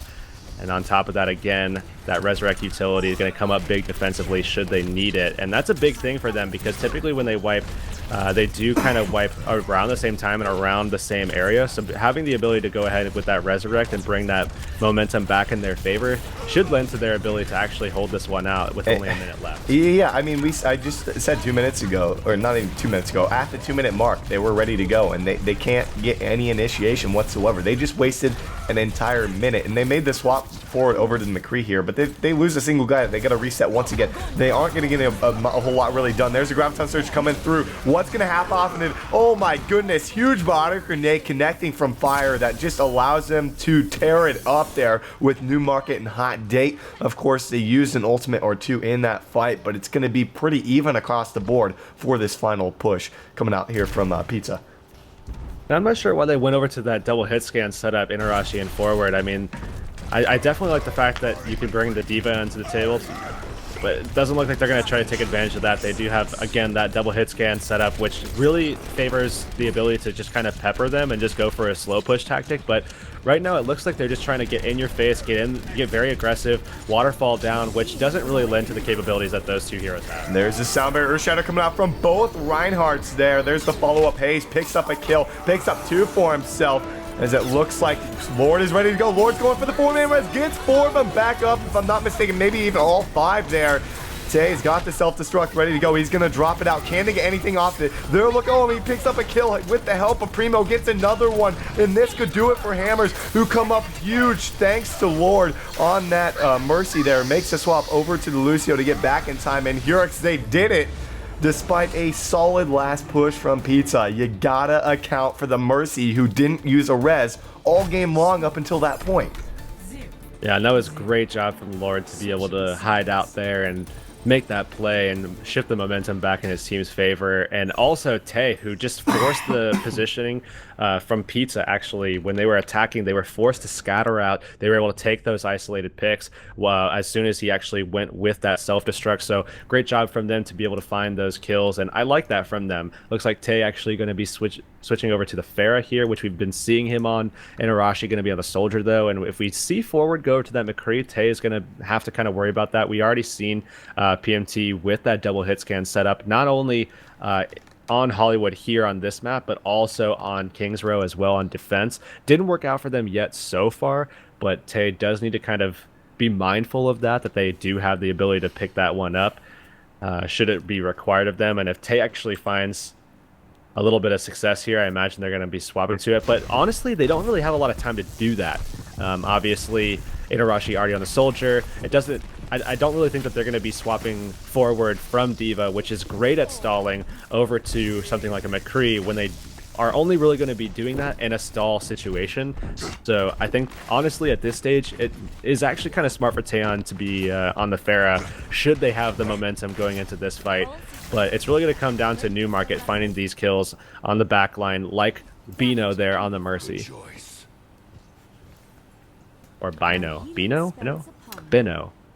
I think it's a combination of all 3. B-I-N-O. B-I-N-O, yeah. That sounds about right. Anyhow, Inarashi's really going to have to come up clutch here along with Maddox, who's actually on the Roadhog here, if they want to be able to hold off, because Hammers are going to be coming out of the gates very, very strong. And holding off 4 minutes against them is going to be tough if they want to push it to a best of 3 on King of the Hill here, just for this map alone. And we already see Tay putting some pressure into the back line along with Primo on that Winston. And Hammers looking to start out strong. What do they have to lose off that initial push? And look, Goliath going to be dropped there. They did pick up a couple kills on the, actually 3 kills coming onto the board there for Pizza. And looking to turn it back around in their favor. Are going to be able to hold off for the time being. Yeah, the big thing that I would be looking at if I was Hammers Esports right now is Maddox is going to have a slow walk back. And they actually have Goliath coming off of respawn as well too. So at this rate, I would be very, very aggressive here, trying to get into position, being mindful of the fact that Roadhog could come out of lights there, and it looks like he is going to be in that position. So as long as they don't get hooked there, it doesn't look like Newmarket actually sees that, but now he is. So if they could put the pressure on him, oh, he still gets the pick nonetheless. And the rest of the squad able to, it's 2 for 2 there. There's Deadeye coming out from Newmarket. Looking for something, going to be shielded up regardless. He's going to force him to back up for the time being. Not able to find anything. Did get some zoning, look to finish off Forward, but Hayes able to find that kill on Forward with another one for himself. So they should be able to hold off right now. As we see Goliath coming off a respawn, looking for the snipes between the cracks there. Trying to keep himself, his team alive. But the look of the Hammers, they're back in the fight already due to that short spawn there. Hurix, the Earthshatter coming through there, and Hayes going to be dropped by the barrage from Tay, who's going to be sniped in the skies. The Resurrect coming through from Bino, though. He's able to get a few back in the up, and there's the sights coming through from Inarashi, and man, they make a stand. That looked like it was game over from my perspective. Yeah, Maddox coming up huge once again, and he did a fantastic job offensively on Kings Row. If we look back at that Zarya play, and now he's coming through defensively here on the Roadhog. Looking at ults, though, looks like kind of in favor of the offense right now. They don't have any kind of control to set up that D.Va. They're actually from PMT, so I imagine offensively here for Hammers Esports. This is a pretty good time here if they can get Fire's ultimate charged up at 96%. It's very, very close. Should be able to get it with this heal right here. Does have the nano boost available. Just needs a target to do it. It's just a bit of a brawl in the back here, and it looks like it's going to be a 2 for 2. Now they're trying to finish off the Mercy. Remember, Mercy getting close to that res there, and it looks like, again, PMT somehow able to make a hold for the time being. Is Primo going to be dropped there, and the rest of the squad forced back. I believe it was just one of them that was able to get out of that alive in the back. A bit of a flank coming out from kind of both sides from Hammers Esports, but a minute on the clock here. PMT might actually be able to hold this off. And that would be insane to see them tie this one out. Fire still has that nano boost at the ready.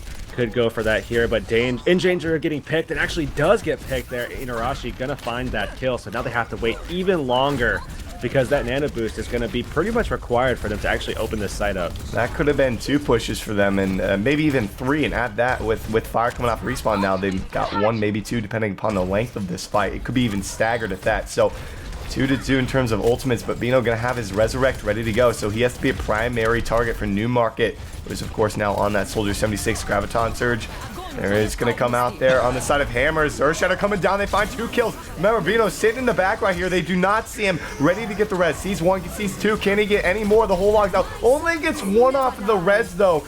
Despite all that, there's Primo with his own Earthshatter. He's got to get some work done, but it doesn't look like that's the case as Hayes follows up with a kill of his own. Hurix, they may have made the hold. There's the self-destruct from D.Va, able to connect on the Maddox, and now Newmarket's here trying to get something done with Tay. I don't know. This is still anybody's fight. Fire is on the Sombra right now, trying to get back to that point as quickly as possible. So the first one we see all day, there's the self-destruct coming out there from the defense forward, ready to get back into it. It's anybody's fight at this point, Hurix. Yeah, and Goliath still not dealt with. Bino now at 30% on the ult chart, so not in danger of having that resurrect, and they need to shut him down anyways, though, just to get some of that sustain away from these tanks here. Maddox is in a position now to find another kill, as he did just find Newmarket, but they need to shut him down quickly so that he's not able to get those picks. Oh, Fire somehow gets back out of that alive, and it's just D.Va out of the mech alive. I don't think 76 is able to get here. It's going to try Tracers in the area as well. They aren't able to get back as Goliath almost gets hacked up there. Invis coming through from Fire, trying to get some backline pressure potentially onto the Lucio as he's able to get out of this one alive. I don't know, Newmarket following up a couple more kills of his own here, and I think they've done it here. I think somehow Hammers Esports are going to get this point A, and they're going to take the 2-0 and move into the finals. And to think that it all started with Forward just straight up eating Hot Dates Graviton. Just ate it with defensive Matrix. I mean, completely fudged up their attacking strategy, and still Hammers Esports comes out on top with just some insane individual play coming out there. A lot of great stuff from Fire, Taeyon as well. And man, that That not res. expected to say the least, especially towards that 5-second mark, man. Oh boy. That's certainly true. Hammers Esports, a hard-fought victory there. 2-0 over PMT. And they're going to be moving into the finals now to take on the winner between the Great Divide, a team we've seen quite a bit of over the past few weeks, and Kungarna. Kungarna definitely the favorite in that matchup to move on into the finals to take on Hammers Esports, but we could see another rematch. What is it going to be, the 4th or 5th week in a row? That I think the 4th week in a row we would have seen Hammers Esports up against Kungarna in the 3rd finals in a row between these two teams. Yeah, and the last 2 times that we saw these guys going up against each other, actually the last 3 times that we saw them going up against each other went in favor of Kungarna. I think actually, if you count the one in September or August or whatever it was, I don't remember which one, then I think it's been 4 times that we've seen them battle it out on an AG, and every time we've seen Kungarna come up, and it was only until last week that we actually saw Hammers Esports finally take a map, and it was King's Row, if I'm not mistaken. But yeah, this is I mean, in terms of like a map pool, assuming they're able to take down the Great Divide, which is, you know, like I said, they're the favorite in that. The map pool, we're definitely going to see like Hammers Esports, you know, ban out those 3 King of the Hill maps immediately. And pretty much, honestly, anytime we see these teams up against each other, I expect the exact same map pool. And not, you know, with a little variance in between, but pretty much a very similar map pool at that to come between those two teams. But guys, we're going to head to a short break. When we're back, we'll have the finals. Don't go anywhere.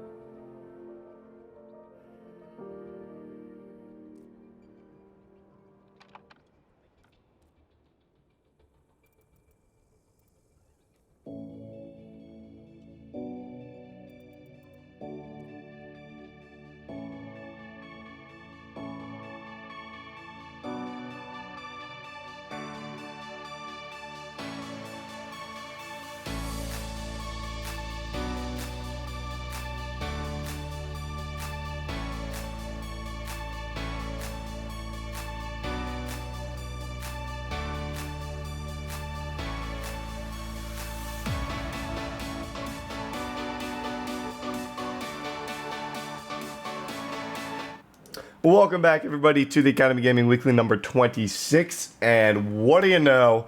Kungarna up against Hammers Esports is going to be our final match of the evening in the finals. Last week, Kungarna took them down 2-1.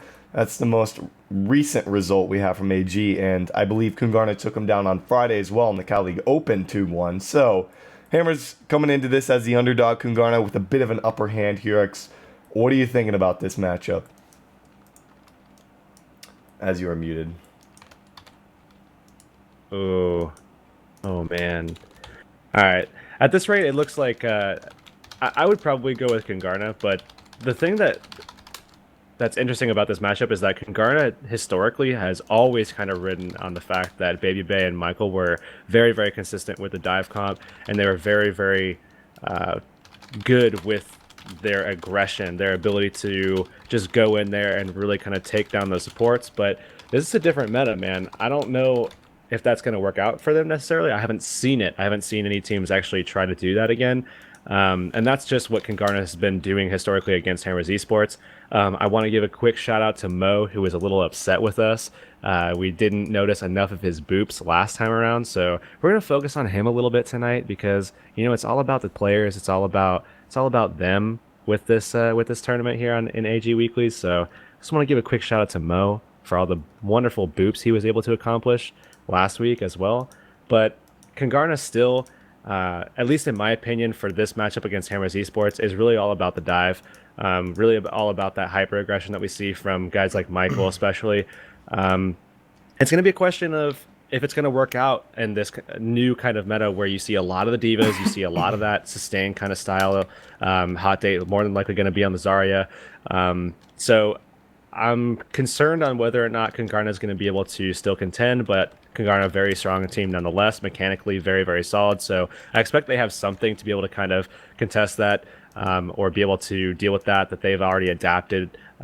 As they've obviously already been playing in this meta. They've probably already been scrimming aside from the matches that they've already played today. So I'm still going to give this matchup to Kungarna just because of the historical context. I still think Kungarna is the team to take away the win at this rate right now.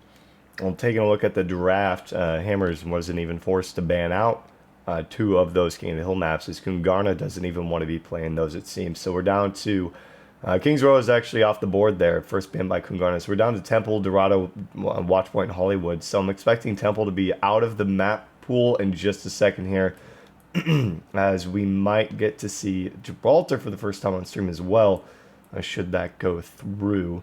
But Nubis is down, so Dorado once again is in the mix along with Hollywood, and Gibraltar now making its way into the top three. I'm actually really interested in potentially being able to see Gibraltar, but Hollywood and Dorado are definitely two staple maps for both of these teams. Certainly comfortable a little bit for Hammers Esports. I imagine they're going to want to play... Ooh, this is... I was going to say I imagine they want to play Hollywood, but looks like they're going to be starting off here with Dorado instead. Most notable thing about Dorado, at least in my opinion, is the fact that there's limited access to that first kind of market area inside of Dorado. And I think that honestly, Hammers Esports might be able to come up with something kind of surprising here if Kungarna don't already have some sort of adapted strategy to kind of get through that archway or get around actually with their hyper aggression style there. But Who are you going to be going with? Give me your prediction. Obviously, I mean, if you don't tell me 2-1, I'm going to be appalled. I think it would be a safe bet to say 2-1. So I'll go with 2-1. Because again, we're just blind out here because of the new patch, but I'll say 2-1, but I'm going to say in favor of Kungarna. Whoa. Bold prediction / the exact same result we've seen so many times now. So we're heading into the game as it's going to be on Dorado Kungarna. Actually, the overlay is incorrect right now. Kungarna will be on defense first up here.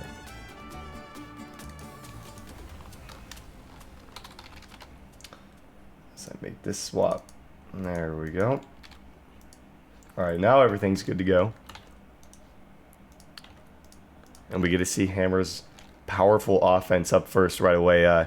Something we haven't seen today. We always they're always on defense with that number 2 seed, but the better seed getting that defense first up seems to be what a lot of teams like to do. But Tay and Lord may be doing that deadly duo with the Pharah Mercy. We'll have to see if that's going to come through. But our first time seeing Kungarna today on stream, and boy, are they a fun team to watch as well. Really looking forward to seeing what Remix and Baby Bay on the 76. I'm really looking forward to seeing what he's able to pull out. Yeah, I'm definitely really interested in seeing what they're going to be able to do with the 76 because, as we know, that has just come into the meta, and I really like that actually, Soldier in the meta. And if they make a quick swap, actually, I mean, they could easily just deal with Tay actually on this Pharah here. I think they're the team to actually be able to deal with Tay. So far, we haven't seen anybody be able to deal with it. But we saw this actually last week with Oxy's Morons, if I'm not mistaken, where they were running this Pharah Mercy defense on Dorado. It was Oxy's, right, that did this? I believe it was. It was against Hammers too. I believe it was. And yeah, I think that's exactly what it was. Oxy's, of course, formerly Helix Esports, not in today's tournament, but Tay forcing them back a little bit here. This first choke is the real test for Hammers Esports up against Kungarna here. Like we had said, they're the talk of AG over the past, I mean, this is their 4th week in a row they've played each other. 3rd finals in a row they played each other. Kungarna coming out on top every single time. And actually, Michael caught off a little off guard there, but no great pressure coming through just yet on the side of Hammers. Yeah, Hammer's actually playing it very, very safe here, just kind of trying to get those ults up, trying to get some picks, try to get some pressure in on these guys before they actually just try to go in with an execute. Mo dangerously low right now is taken out there by Taeyon. That's a huge pickup without that on it. Now they can actually move in, but Baby Bay is up top. He's looking for another one. He's able to gets him off the heel, able to find that pick, and Tay coming up clutch. They did lose a couple though in the process as he made his way to the high ground. It looked like we saw Boss and Remix each pick up a kill apiece, and now with Matorius back in the fight, he's got his charge up ready to go for Remix if he wants to use it then, but they're able to get around this first choke, at least away from this kind of more dangerous area, and they're going to look to make a move here. Yeah, actually pretty surprising here. Mo is single supporting right now here on the Ana as they've decided to go for that 4-tank setup, and so far it is working for them at the moment. But Hammers Esports still finding kills here, and we do see Lord come up once again with a big res. Oh, Michael not quite able to finish off the Mercy, trying so hard to deal with him. Finally gets the kill, but at what cost? The rest of the team is pretty much down and out of the fight here. There's the Tac Visor coming through from Newmarket. There's Earthshatter as well from Remix, trying to get something done here, and it looks like Kungarna actually make the stand here. It's coming back off of respawn. It looked kind of doubtful for a moment or two there, but they do manage to make a hold. Yeah, it's still, I mean, 4-tank setup, and they're still dealing with this Pharah. I mean, that just goes to show you how much Mo and Baby are able to accomplish here, as pretty much the only way to deal with it, aside from Boss maybe getting a little hook, a little cheeky hook there and there. But nonetheless, we are going to be seeing a self-destruct come out and finding a kill onto Boss there. Mo actually going to be eliminated by Tay, so it looks like they should be able to push this one through. Primo, what a king. He's able to find the charge to finish it off as well. Goes big with a kill onto 76. Follows up with a massive Earthshatter as well. And Primo, along with the rest of the Hammer squad, able to push that payload past that first checkpoint. 3:40 on the clock. Plenty of time to work with, though. That initial push was a little worrying, but it looks like they're able to make do and get through. Matorius making the swap over to Lucio now. And they are going to be setting up to push through right now, and it looks like we are going to be seeing Kungarna set up Double on healers. top here. Oh yeah, they do now have Mo actually on the Lucio here, and they swapped Boss over to the Ana, and they are going to get aggressive here with the speed coming up, and it looks like they are going to try to sweep them through, but Primo actually going to get nano boosted up, and they're going to find that kill on Bijou, but Bijou somehow not dead yet. Baby Bay is pretty much uncontested up here. He just can't find the hits he needs. Looking for fire. He's going to be dropped up above by Newmarket. Able to find him there with the Helix. There's the attack vibes are coming down from Newmarket. He's looking for some behind the shield. Able to bring it down for a moment there. Base is actually getting pretty low on the Zarya there.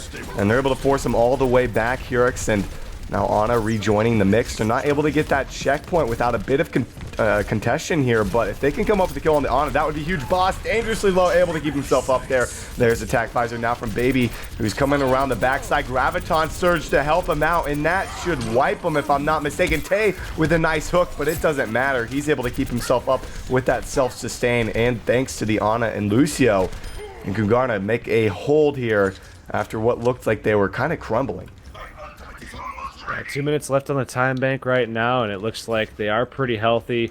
They do need to get Michael back up a little bit, but certainly have a lot of time to do that with Boss coming back up off a respawn. They have a lot of ults defensively, but offensively here we are going to be seeing Lord and Fire both get those support ults ready to go for the next fight, and then both control ults as well. Primo, and then actually, sorry, just the one, as the other one is going to be a wipe as well. Hot Date, if they can find that setup, then Hot Date might be able to clear this one out, but there's not a lot to go off of there. Oh, nice charge from Remix as they battle it up top. And here's User Shatter, not able to, he does get lore, but Sound Barrier came down beforehand, so he was protected. 2 kills coming through there from Kungarna. Diva trying to kind of sneak the payload along a little bit there, but not able to get a whole lot done with that one. So they're going to force the rest of them back. If I'm Hammers right now, I just back off of that, cut your losses. You got a minute 15. That's another push or two to be able to get that next checkpoint. My tactical visor is charging. We're going to be seeing them make that hold with 1:10 left on the clock. They were able to pull out an entire minute on that last fight. Just the setup alone that came from Hammers Esports just took a lot of that time bank away, and this time they're going to start off very much more aggressively here as Primo rolling through. He's able to find that kill off on Boss. Oh, that's actually huge. He didn't charge off the map, though, because he got Ana boosted right there. It didn't really matter, I guess, in the end, but he managed to pick up the kill without losing his own life. And the fact they got those picks, they can be a little aggressive off of this, look for something with the Fire Strike or potentially Tay going out with a hook. But they're going to actually back off, make the smart move here. Not going to lose anybody with 2 minutes on the clock. Very, very risky territory for Hammers to, you know, not necessarily wait that long to actually come up with the checkpoint, but it took them quite some time there. Attack visor coming down from Baby Bay as well. They're able to find 1 kill there, looking for another here on the Newmarket. He's being trailed by him. He's going to try and get him with the Helix. Gets him there, bashes him in the face. Hot Date going to be killed as well. And it looks like the rest of Hammer is going to be forced back here. And they're going to push them so hard back here. 1:30 left in the time bank. Still a little bit of a ways to go here on this last checkpoint here on Dorado. And man, these guys have been putting in some work here. Because again, I mean, Hammers Esports on offense is, I hate to be the guy to just reiterate the same points, but Hammers Esports on offense is just, it's their strongest point. If they're going to be able to, if they're going to be held here, I imagine Kungarna's going to be able to take this. There's a whole lot coming through. There's the Graviton Surge as well. Are they going to be able to get anything? They actually charge up Michael. That was not the greatest target to actually charge up there. He gets nothing down. No, Newmarket going to be Ana boosted himself. Looking to get some work done here. Attack visor already used earlier on in the engagement. Now trying to finish off the Zarya. Going to try and get in. The health pack is not there. He has his own heal though. They're going to be able to finish him off here and continue to move the payload forward with 40 seconds now on the board. Yeah, and actually Michael getting pressured hard there by Hot Date on the Zarya, who's going to be able to just beam straight through that defensive matrix, and they're going to be able to go super aggressive on these guys. Once again, Newmarket going to be picked off first, and that's a huge pick because that's most of their damage here, especially their anti-barrier damage, as they don't have, or they do still have Tay actually on the Roadhog, so they do have that option for them, but aside from that, they're going to have to probably wait on this spawn to actually get aggressive and make this push. They're going to look for the high ground now, looking for some sort of flank with Primo with this Earth Shatter. They're going to need a huge play from Primo. He's got to come up clutch because Hot Date's still 20+% off of his ultimate. There is the, I believe that came out from Baby Bay with the Deadeye. They're trying to get something done, but Primo is just getting chunked down. He didn't get anything done there in that fight. He got taken out before he's able to find an opportunity to actually use his ultimate Hurix. He was kind of in a bad spot to begin with, dropping down at the rock, kind of just ultimately wasn't even with the team for the most part. So Kungarna make the stand holding on in Dorado here. But you got to really give credit to Hammers how far they were able to push it given the limited amount of time they had, you know, kind of coming up to those checkpoints. Yeah, Hammers Esports getting held though. Kungarna going to be able to win this one out if they just push it to that 65-meter mark, and it looks like they are going to be setting up with that Mercy here on the attacking side. Baby Bay going to be on the Pharah. So they are going to be essentially just going forward with the same composition that we saw Hammers Esports going with this time around. Hammers Esports is going to be running Taeyeon likely on a tank here. Oh wait, they're going to switch it up. They're going to go for the Pharah duel here. That'll be interesting. Very. Given the fact that defensively we see Newmarket actually with a soldier, if Taeyeon is able to... Oh, he's actually going to be switching so that they can have that triple tank set up still.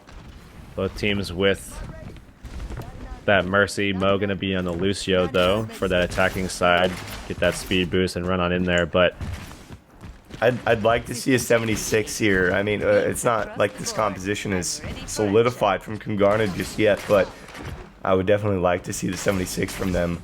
The problem is in what scenarios is the 76 going to really be able to accomplish as much? I mean, you really kind of have to have some level of verticality. So he's probably going to have to play from. He's probably going to have to play from window up top. But really, you have like kind of a poor sightline. You're going to be able to get picked there from Newmarket, just landing that easy hook. So really, I do like the fact that they're going with this setup. It's going to work very much alike, or very much closely to what we saw Hammers Esports doing. In fact, it's going to likely be much the same thing with Remix, just kind of diving in, making some pokes as well, and they're just going to kind of play off just having some of that AoE pressure and just kind of suffocating them with damage and hoping that their supports just can't keep up until they find a pick, and then they're basically able to execute off of that. Baby Bay.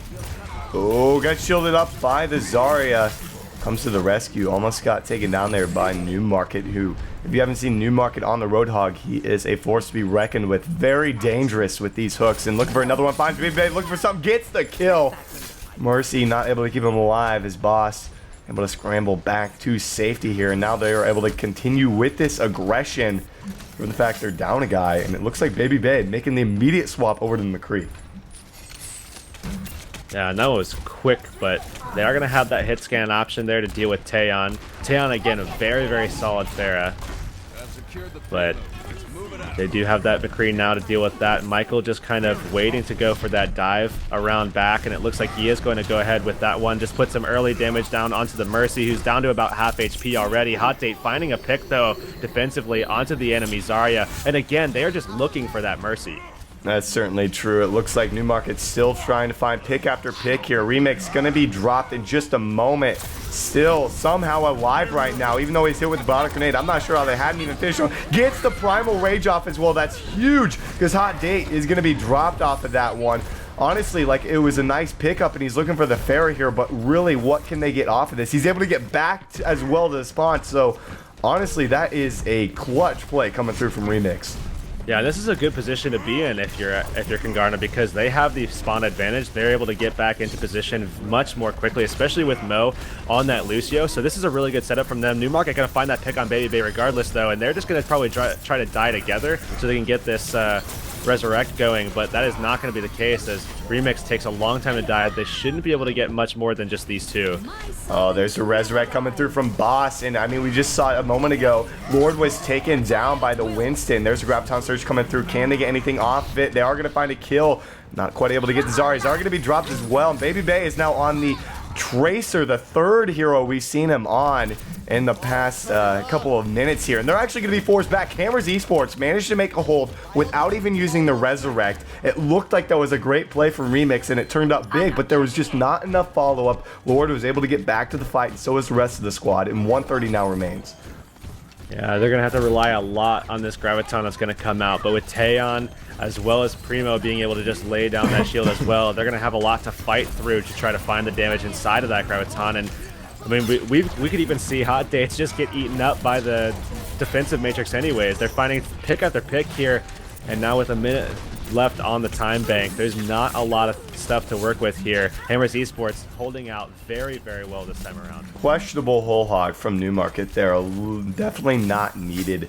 That could have been a huge ultimate to continue to push them back if there was a bit of aggression. But if they're able to get the kill onto the Diva, that would be massive for them right now. Make them wait even longer. They're going to be able to find it for themselves, Hurix, and buy themselves even more time with already, 40 seconds now. Just that time is dwindling right here. If he found another pick, Newmarket not quite able to land it. That's one final push here for Kungarna. My ultimate is charging. And they do have that option to just run Remix in with his ultimate, so they have a little bit of stalling potential as well, but they're going to have to be careful. They do have that sound barrier coming up. Primo is going to be a little bit of a threat here with that ultimate on him as well, the nano boost, and the Graviton comes out, and Remix needs to find this damage, and they're finding kill after kill, despite really kind of being in a poor situation there. Taeyeon getting pressured down to about 50%, and Primo and Taeyeon the only ones left on the point as the Diva falls out of mech. Taeyeon gonna get picked. Yeah, Baby Bay was on the Reaper, but again goes back to the Tracer here. So he's been on 4 heroes already in this game before they even hit the checkpoint. They are going to hit it with minimal time, 2:30 on the clock. Not much time to work with at all. But they've got a lot of ground to make up if they don't want to lose this first map. And I want to say hats off to Primo there, who's been fantastic on the Winston so far tonight. He was able to stall that one out a little bit longer, give them time to set up on top here, have some verticality for this defense. And look at this. Somehow getting Primo through Pokes that. his head out, man. Just a little too far, a little too aggressive. Should have just backed off. And to be honest there, and Remix follows up with 2 more of his own. Now it's Michael's territory to just run around. He's going to get help from the Winston. He's able to more than likely come up to kill Hot Date. Remix is on fire right now, and boy, have they made up some of that last ground with 2:30 to get through to the next checkpoint. Originally, I mean, not even a minute has elapsed, and they're already almost there. And we might see some contention come through here from Hammers. I believe that would be their best bet right now.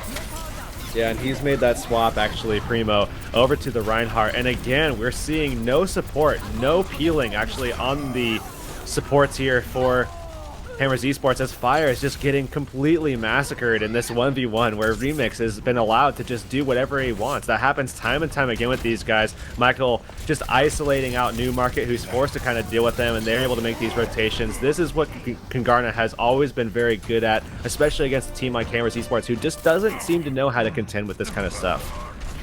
I mean, Hammers, honestly, we saw the best defense we've ever seen from Hammers, I think, against Kungarna before that first checkpoint. And then once they started to get themselves rolling, Hammers have just kind of let off the gas pedal, handed it over to Kungarna, who got that checkpoint with ease there. And now 2:10 remain, and this is starting to look like Kungarna could very well pull this back in their favor. And Graviton coming out here, Remix throwing in the damage, and they're finding so much value out of that one here, and they're so dangerously close now to being able to win this one out. I think and they sure Hammers Esports did. Gotta be, I think that's it. Honestly, they're not able to get back to that. They've got Sound Barrier, they've got Nano Boost as well, and I think that could very well be a Tracer's up here trying to get onto it. Does he get to the payload in time? He does get to it. He's going to be dropped immediately, though. So is Primo, and I'm afraid that's it. Kungarna battle back big time there after a poor initial push on that first checkpoint. And they're going to be able to take this first map on Dorado. Now we're going to be moving over into, I believe, Kings Row as this. Oh, no, it's Hollywood. Yep, Hollywood. It's Hollywood that they're going to be moving into now. And we did see Hammers Esports on this map already in the last matchup against PMT. But Kungarna winning this one out definitely looked convincing in the latter stages of the map, but there was a couple of moments, some real big glimpses of hope there for Hammers Esports, especially defensively, which is the big question on my mind for Hammers. And maybe coming up big on the Soldier here is certainly a big part of why Kungarna was able to come back and make that last push. But this is going to be a close matchup, man. I mean, it's pretty much what we expected. That is how close these two teams seem to be in terms of skill. And it looked like Hammers had that, but man, that was just thrown away. That game was in their bag, but Heading to Hollywood now. They had success, like you said, against Pizza PMT, I believe it is, earlier on in that semifinal matchup. So we'll have to see if they're able to do that once again and hold on to that successful defense they actually had on that map earlier. Looks like the teams do just need a moment or two here before this next matchup. So you did call it what? You called it 2-1 earlier, if I'm not mistaken. Are you sticking with Hammers for the second map then? Oh man, honestly, Dorado was the map that I expected Hammers Esports to kind of surprise on. I'm not as convinced with Hollywood. There's just too many different ways for Congarna to section off different, sections, I guess, of Hammers Esports, where they're able to kind of isolate, zone off, and then find these kind of duels where Congarna typically kind of wins out just off of matchups alone. A real prime example of this exact kind of scenario was in the last map on that second checkpoint where we saw the Ana, a huge pivotal player, a guy that can definitely carry if it's a very good player. And as we know, Fire very good in that role, just as Boss is on the other side there from Congarna, was completely isolated by the Winston, was just completely ripped apart, taken out of that fight completely, and then Winston was able to rotate back very quickly. All the while, we saw actually Michael on the Diva just completely zoning off Newmarket, who again is a very high priority target as he's dishing out very much of the damage. Honestly, a strong majority of the damage in Hammers Esports' composition. So those two things are the things that Congarna typically do against Hammers, where Hammers doesn't really make adjustments. They don't typically have those kinds of peels in place to be able to make those adjustments on the fly, to be able to make sure that those guys are still able to do their job, at least for certain moments, so that they can actually find glimpses of being able to find that damage or find that sleep dart, where they didn't have any opportunity for that in that fight. In Hollywood, there's a lot more opportunities for that. Whereas with Dorado, you see a lot of laning, where I think Hammers Esports had a little bit of an opportunity because of that fact alone. This is gonna be it's gonna be quite the battle here on Hollywood. Honestly, like, as much as I want to give it to Hammers, I feel like I kind of have to agree with the Dorado was their map to take there, and I feel like Congarna should be able to pull this one through as well. And come out with a 2-0. We'll have to see if Hammers are able to battle back after that pretty much stunning defeat, because they definitely had that one in the bag. Do want to remind you guys, ! Matcherino in Twitch chat. You can still donate $1 to the prize pool for free using that coupon code AGOW26, courtesy of Matcherino. As we do just wait for Congarna to let me know that they're ready to go here. Get into our second game of the finals tonight. Third week in a row, potentially. Because we said last week Congarna had won their third week in a row, but that was actually wrong because Helix beat them that week. Yep. So if Congarna win this week, they'd be the first team ever in AG to win 3 weeks in a row.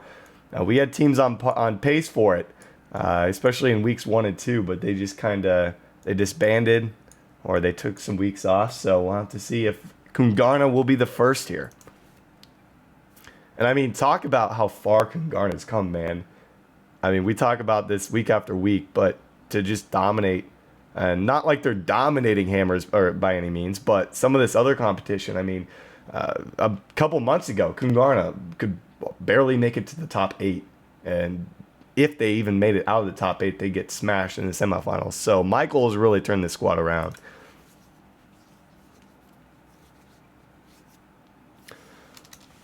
The thing about Congarna that I really like, again, with at least in this matchup with Hammers Esports, I think certainly Hammers has a really rough time dealing with that kind of isolation and ability to kind of smother key targets from Hammers Esports, primarily the supports that get locked down. At least in the last meta, that's how it typically worked out. And this meta, you still see the isolation but it's more matchup based, where you see divas running at soldiers, you see Winston's running at backline, and just trying to find those situations where Congarna is typically going to come out on top while the cores still stay on point, still kind of control the fight. I think that is where they have a lot of favor, but nonetheless, Congarna, like as a whole, not even just with those 2 instances, have really solid play all around. I mean, Mo has been fantastic on Lucio. We've seen Boss make huge plays, not only as Mercy, but on Ana as well. And while we didn't see too much in the form of that Pharah duel from Kungarna, they made a quick adaptation that we haven't seen much of from Hammers Esports here. And I think it's those kind of things all coming together as one, where it just all kind of culminates into Kungarna is just, honestly, in my opinion, just a better team. And Hammers Esports might be able to, find wins here and there in situations like on Dorado, where they could kind of take advantage of that laning, where they're not going to get as distanced from their teammates and isolated out, and they can support each other more collectively. But on maps like Hollywood, on maps that are a little bit more open, especially some of these control point sections as well, I just feel like Kungarna is a much stronger team. And I feel like for that reason, we're going to be seeing Kungarna able to do a little bit more on this first point, and certainly going to be able to do a little bit more in these street phases as well. Where if they get momentum, you're going to be seeing Kungarna just rush through like we saw them do on Dorado. And it's completely because of their ability to find those staggered kills, push the momentum, and hold it and control it once they are able to get that foothold early on. And something to actually kind of note is we didn't even we didn't see much. We didn't see the kind of Kungarna we were used to seeing, in a sense of how aggressive we see, and it kind of has to do with their composition at that, they're running the pretty tanky setup. But even so, we see Michael usually so aggressive with Baby Bay, and that's just not something we saw. They looked a lot more composed, a lot more contained as to when they were, and maybe that just lent to the map itself. It can kind of be difficult to get around those corners, but they didn't even go, around the right side all the way into the back line or anything like we normally would have seen kind of Baby Bay and Michael actually do for them. So it looks like they're all ready to go here. Get started in our second game on Hollywood and see what we're going to have from both these squads. Once again, I expect some diva play from both sides. Looks like Primo potentially going over to the Winston. We could see a dive comp here, as that is a viable strategy, especially now that diva is incredibly viable as well. And it looks like Newmarket going to be potentially opting for that soldier. Defensively, though, is where we should be looking here, as Mo actually currently on the Ana. It looks like they might actually be going once again for that quadruple tank setup here, with Mo once again on the Ana, just solo healing it out. And that worked out pretty well for them for the most part, at least initially, where he was, able to heal out most of the tanks, and if any kind of really hairy situations arise, then Baby was able to just throw down his biotic field there, and he was able to find that healing as well. So honestly, it's a pretty smart composition, at least in my mind, where you do have a ton of pressure, you have a lot of front line, and if they kind of take advantage of the fact that they have the bigger front line, they have more pressure up front. Baby Bay able to support from afar as well, and Mo able to be safe as long as they don't allow flanks, then I really like this composition. So we'll see how it works out. It worked out okay for them in Dorado. Eventually they did wind up falling short, as Motorius just wasn't able to keep up quite as much, but we'll have to see. Hammers Esports actually starting off here. Triple tank, double support with Newmarket over on the soldier here. Pretty standard composition since the patch. It took them quite some time against BMT to actually get this checkpoint, and they're going to have an even more challenging time against Kungarna right now.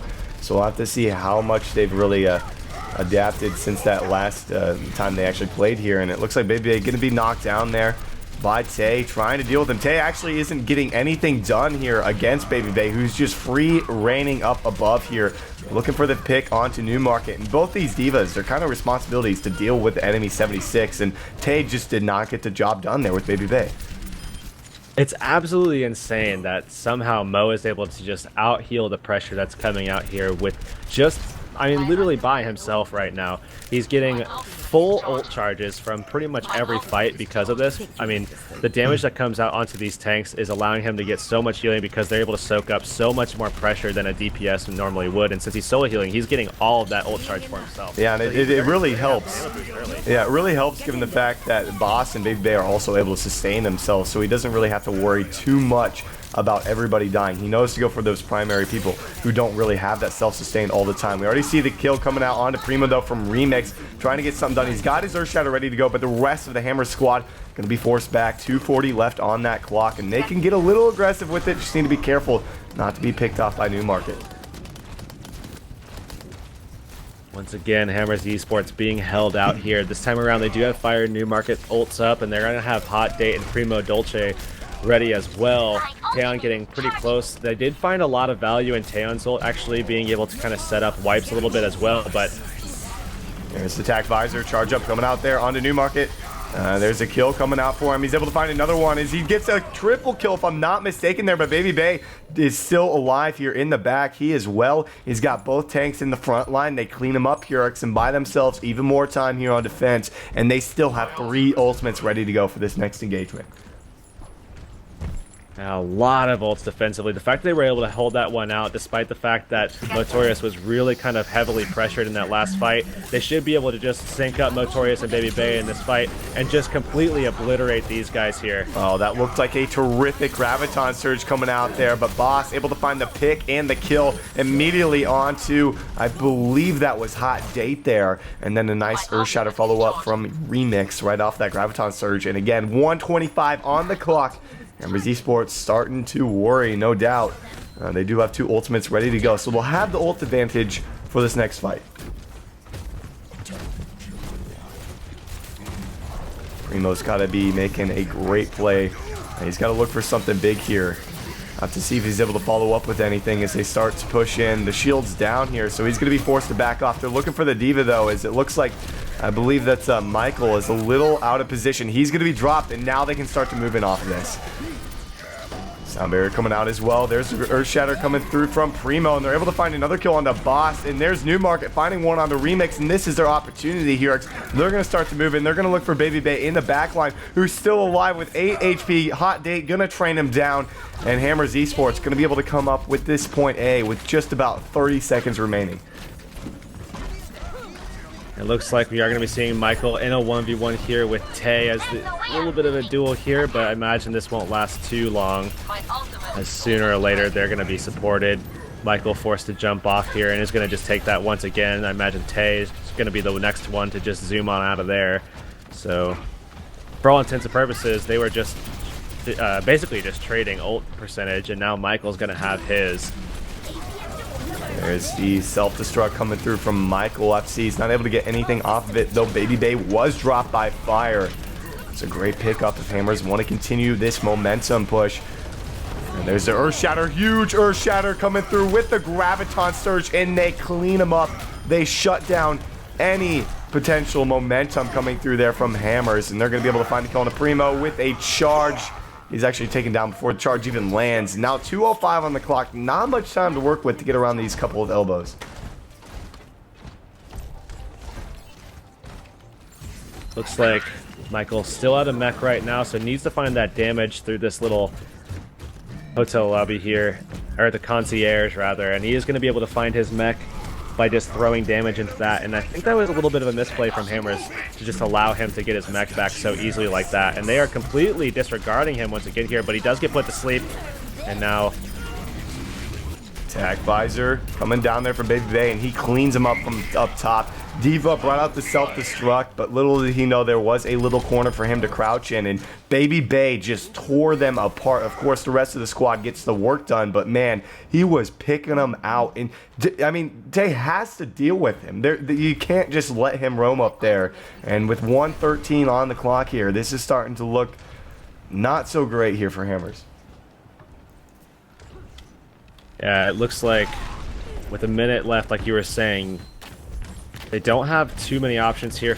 They do have the nano boost they could use with Newmarket inside of that Graviton Surge to try to find that team wipe, but it looks like it's Kungarna who's being aggressive here. There's Graviton Surge coming through there from them. They pick up 3 kills, and there's a self-destruct as well from up top. The Resurrect, though, coming through there from Boss. Gets them all back up in the mix. Tac Visor ready to go again here from Baby Bay. He finds 2 for himself. Looking for a 3rd on the Primo. Primo running around with the hammer. Hot Date going to be dropped in just a moment. And that huge Resurrect from Boss saves the day. Of course, Hammers wouldn't have been able to get the checkpoint off of that. But now they can't even afford to wipe. Otherwise, it's game over. Mo does have that sound barrier at the ready, so as long as they don't concede to that Earth Shatter, they should be able to hold this one out. Sound barrier coming through from Kungarna. Looking to get something down, but with Hot Date taken down early on. There's the Earth Shatter from Primo. He needs to get something done for his team. Looking to swing the hammer about. They pick up 3 for themselves, despite Tay dealing with 2 up above, and that's exactly what needed to be done. Boss and Baby Bay are still up top. They will not be able to get the checkpoint off of this, but oh, the hook. Newmarket finds the kill. Oh my goodness, he poked his head a little too far there. And now they're going to have the next fight. It's going to be in their advantage 100% because of that. Newmarket actually just going to zone them out from this door as well with that ult. The Whole Hog just firing away. Nonetheless, we are going to be seeing Michael find his way through. Not going to get picked initially, though, as the shield does come out. The barrier from Zarya going to save his life. Nonetheless, Michael is finally going to go out. Both self-destructs going off, though, as Taeyon finds a kill. Michael going to mirror it with another. Yeah, we'll have to see. This is still anybody's fight. Newmarket gonna... Oh, man. Newmarket quite able to find the kill. Earthshatter again from Primo. I swear, all these Reinhardts seem to have their Earthshatters up every second or two here. And it looks like Hammers will be able to grab that checkpoint, albeit a hard-fought victory. 1:25 now on the clock. And Remix gets slammed from downtown. Gonna be hooked out of that as well. And finding the pick, just buying themselves even more ground.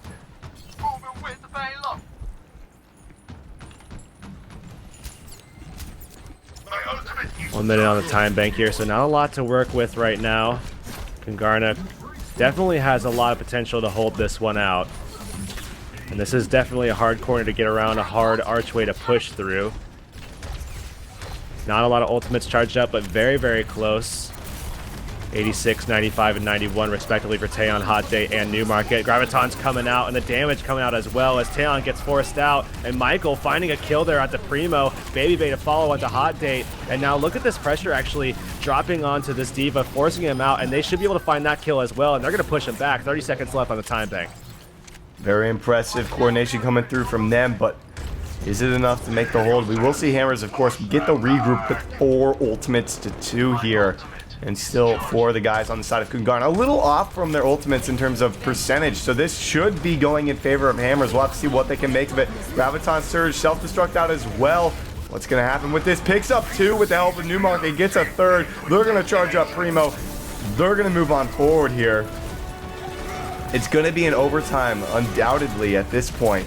And they're going to still have to fight one more hard-fought victory, to actually come up with the checkpoint. There's Transcendence coming through there from Boss. Attack Visor out as well from Baby Bay. It's not over just yet.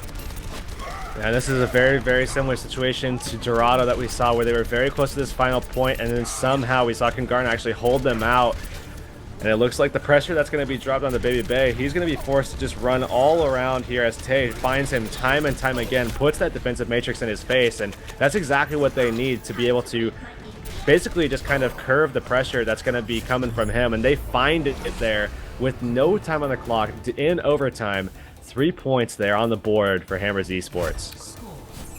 Very impressive push coming through there from Hammers, and honestly, the fact that they were able to complete the map is absolutely huge for them. Now they need to follow up with a solid defense, something that they really, they did a pretty good job against in their semifinal matchup on Hollywood on defense.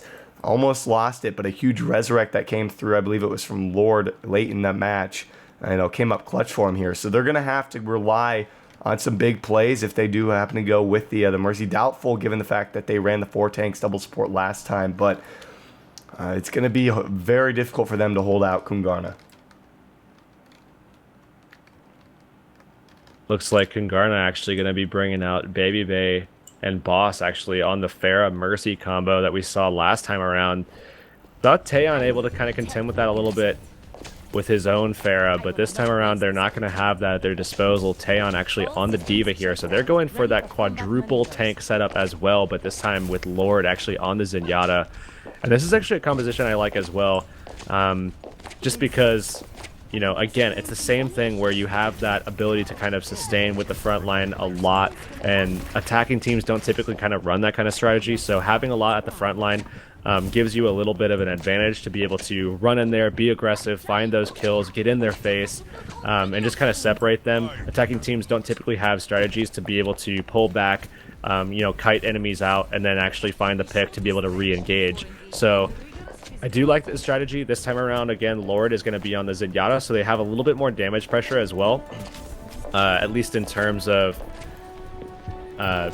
being able to sustain a little bit. Essentially, they just swapped out the Soldier, who obviously has a lot more damage in terms of himself, and does have a little bit of healing, for a little bit more healing and more team-wide damage, but a little bit less pick potential, I'd say, aside from being able to have that Discord. And they're looking to get aggressive right away here, as we see some damage coming down onto Baby Bay. Trying to get some poke into the back line. Michael finds the kill onto the Zenyatta right away. That's not good for business. There's the hook coming through. They're able to find the kill with the help of Newmarket, but Michael is coming up clutch with 2 kills of his own here. He's going to be dropped, though, out of the mech entirely, just dead. I'll have to see if they can clean up the remnants. Nice hook on the Baby Bay coming through there from Newmarket. Not quite able to seal the deal, but nonetheless does buy himself some time for the rest of the squad to get back into it. Gets another hook. That hook did not look like it was on target, but regardless, picks it up for himself. And it looks like Kungarna, regardless, I think they might be able to move forward with this checkpoint. I don't know. They've got 4 strong on the point. The rest of Hammers have to get onto this.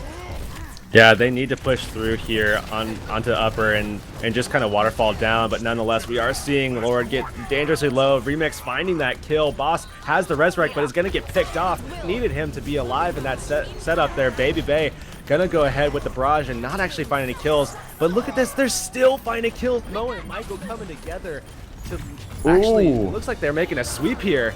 Newmarket wasn't able to get on the point in time, wasn't able to get his heal off before he died there, or at least was in the process of channeling it, and gonna be taken down. 5 minutes to be able to put this next checkpoint in. So much more time than from what we saw Hammers had. So Kungarna is in a very comfortable position right now.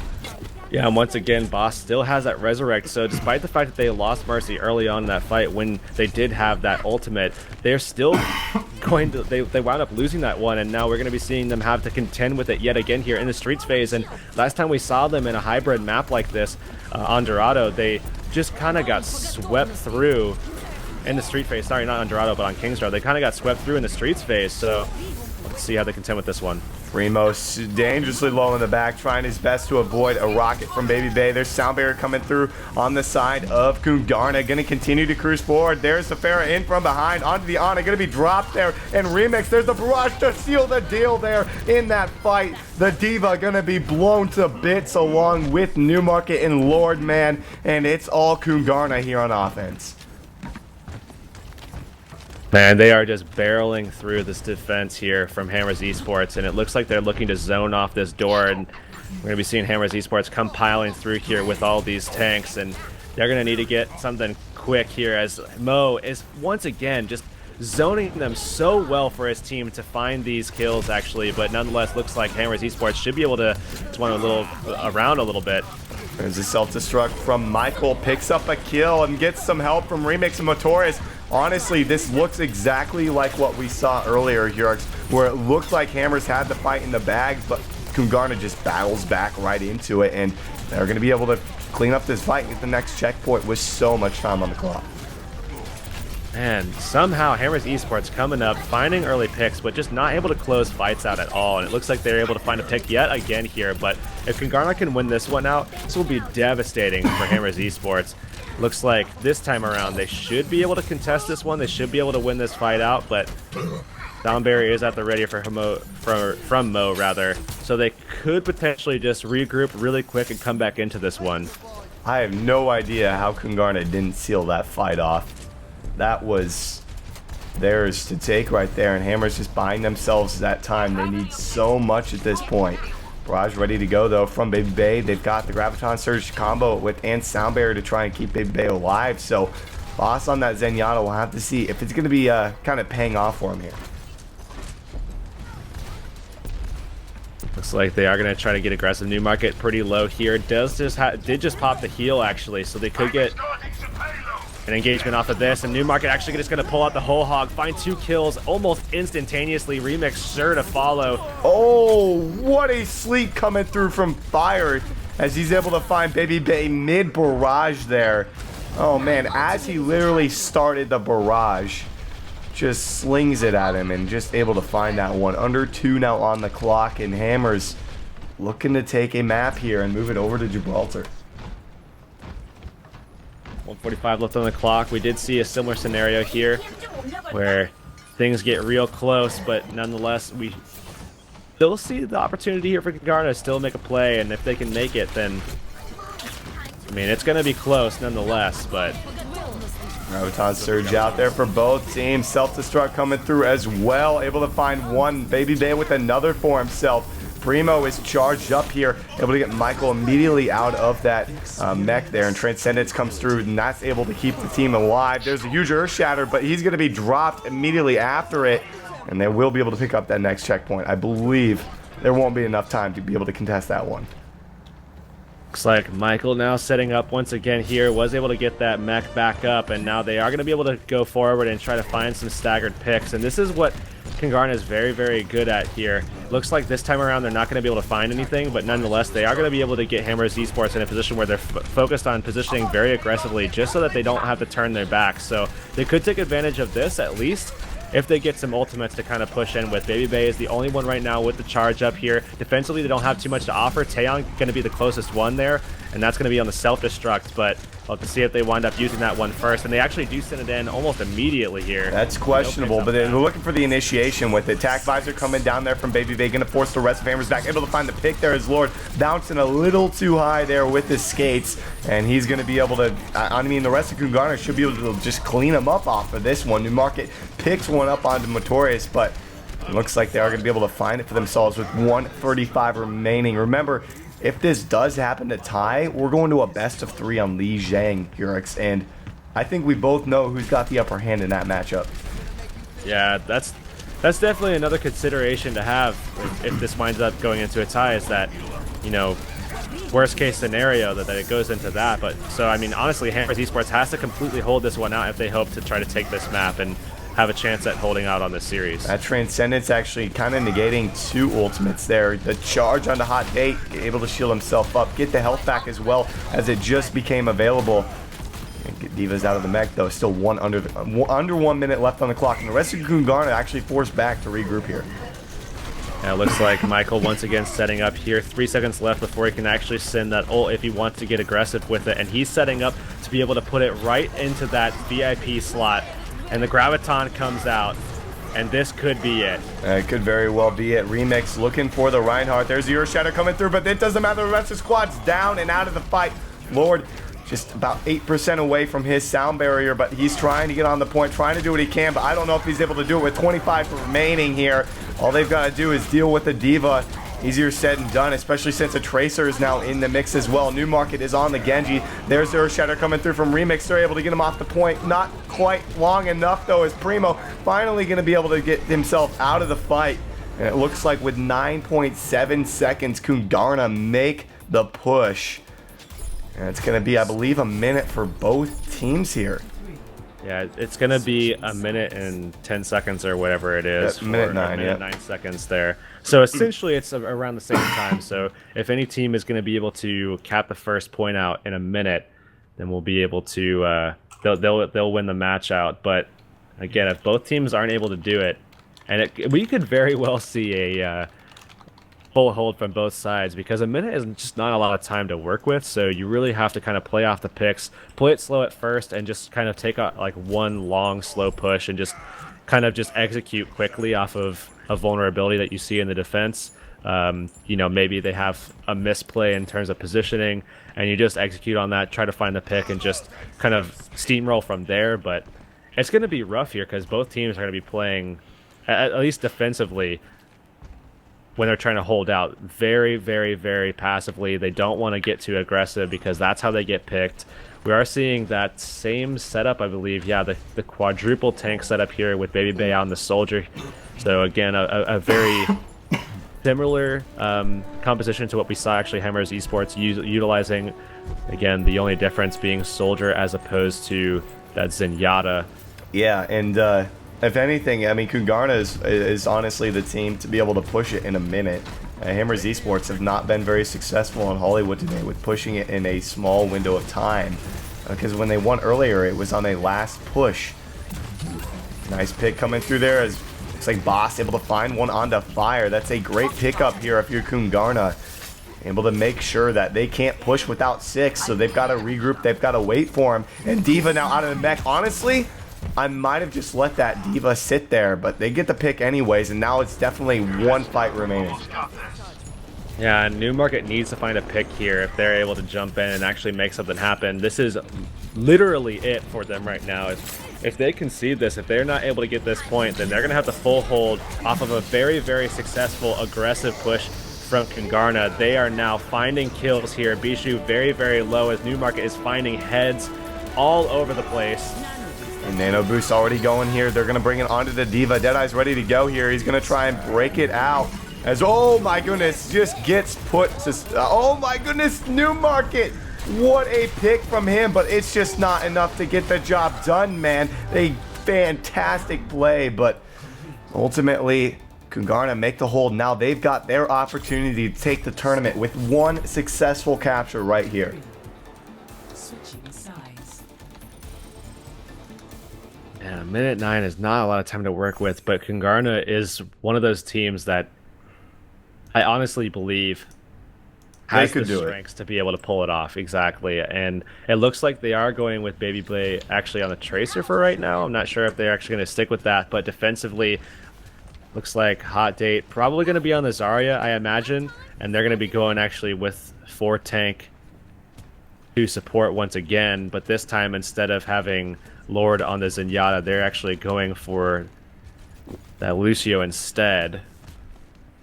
So not a lot of pressure to work with. Really kind of going to be depending on Newmarket here to find those picks, get that damage out, and then Tay, of course, to be able to kind of control the fight a little bit as well with Defense Matrix, Primo controlling the area.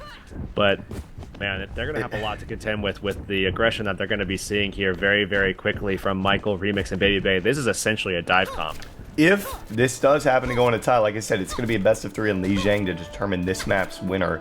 And there's a reason in past weeks Hammers Esports have banned out all the King of the Hill maps against Kungarna so quickly. Not the same case tonight, but they were all banned out. So it's not going to be, I wouldn't say it's in their favor either way, but they at least have a chance to win on it, rather than if they just lose here, I mean, and they're done for. So we'll have to see what they're able to do against this dive comp coming out from Kungarna.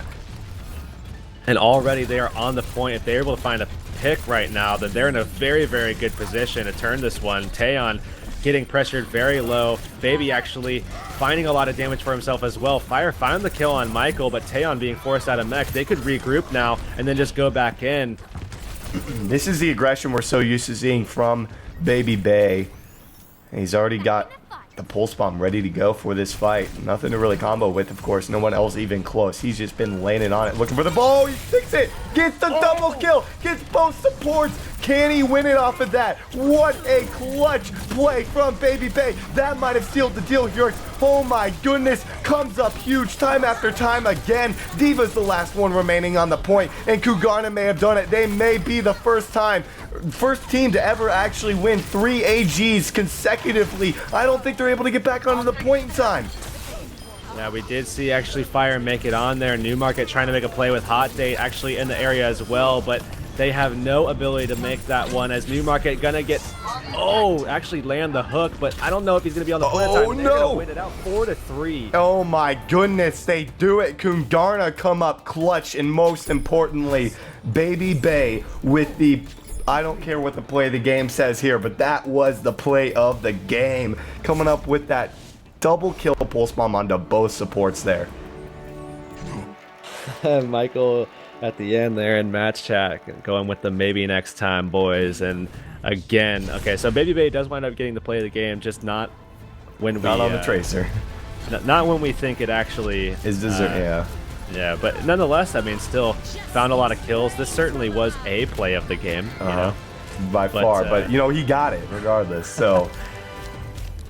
But anyways, I mean, really, really good stuff from Kangarna. Again, first team to ever hit a 3-peat in AG Weekly, so congratulations to them to be able to pull that one off. Hammers Esports not able to pull a map out this time, but they are still very, very close in comparison. I mean, if you think about it, it was down to a minute 9 versus a minute in that last map, and even on Dorado, it was incredibly close as well. So Hammers Esports definitely getting closer to competing with Kangarna, but Kangarna still finding ways to just win these maps out, win these final matches as well, and be our winners here for AG for the 3rd time in a row. Very impressive plays from both teams there, and you know, like you said, Hammers getting closer and closer, and despite it being a 2-0, that could have very well been a 2-1, could have been a 2-0 the other way. Just a couple of misplays from Hammers, and Kangarna coming out big and getting that 3rd consecutive victory. So congrats to them. As always, guys, as we close this up, huge shout out to Matcherino. Always appreciate their support in our weekly tournament here. As always, follow us on Twitter. I'm at Game with Storm, as you can see below, and Hurix is at CT Hurix. Anything we really left out? I think we have everything. Thanks everybody for coming out and supporting it and watching it and playing in it. And we'll see you next week. Yep, thank you guys. Signups are already available for next week if you want to get signed up. Links below at battlefy.com/academy-gaming. But thanks for tuning in, and we'll see you next time. Have a good night, guys.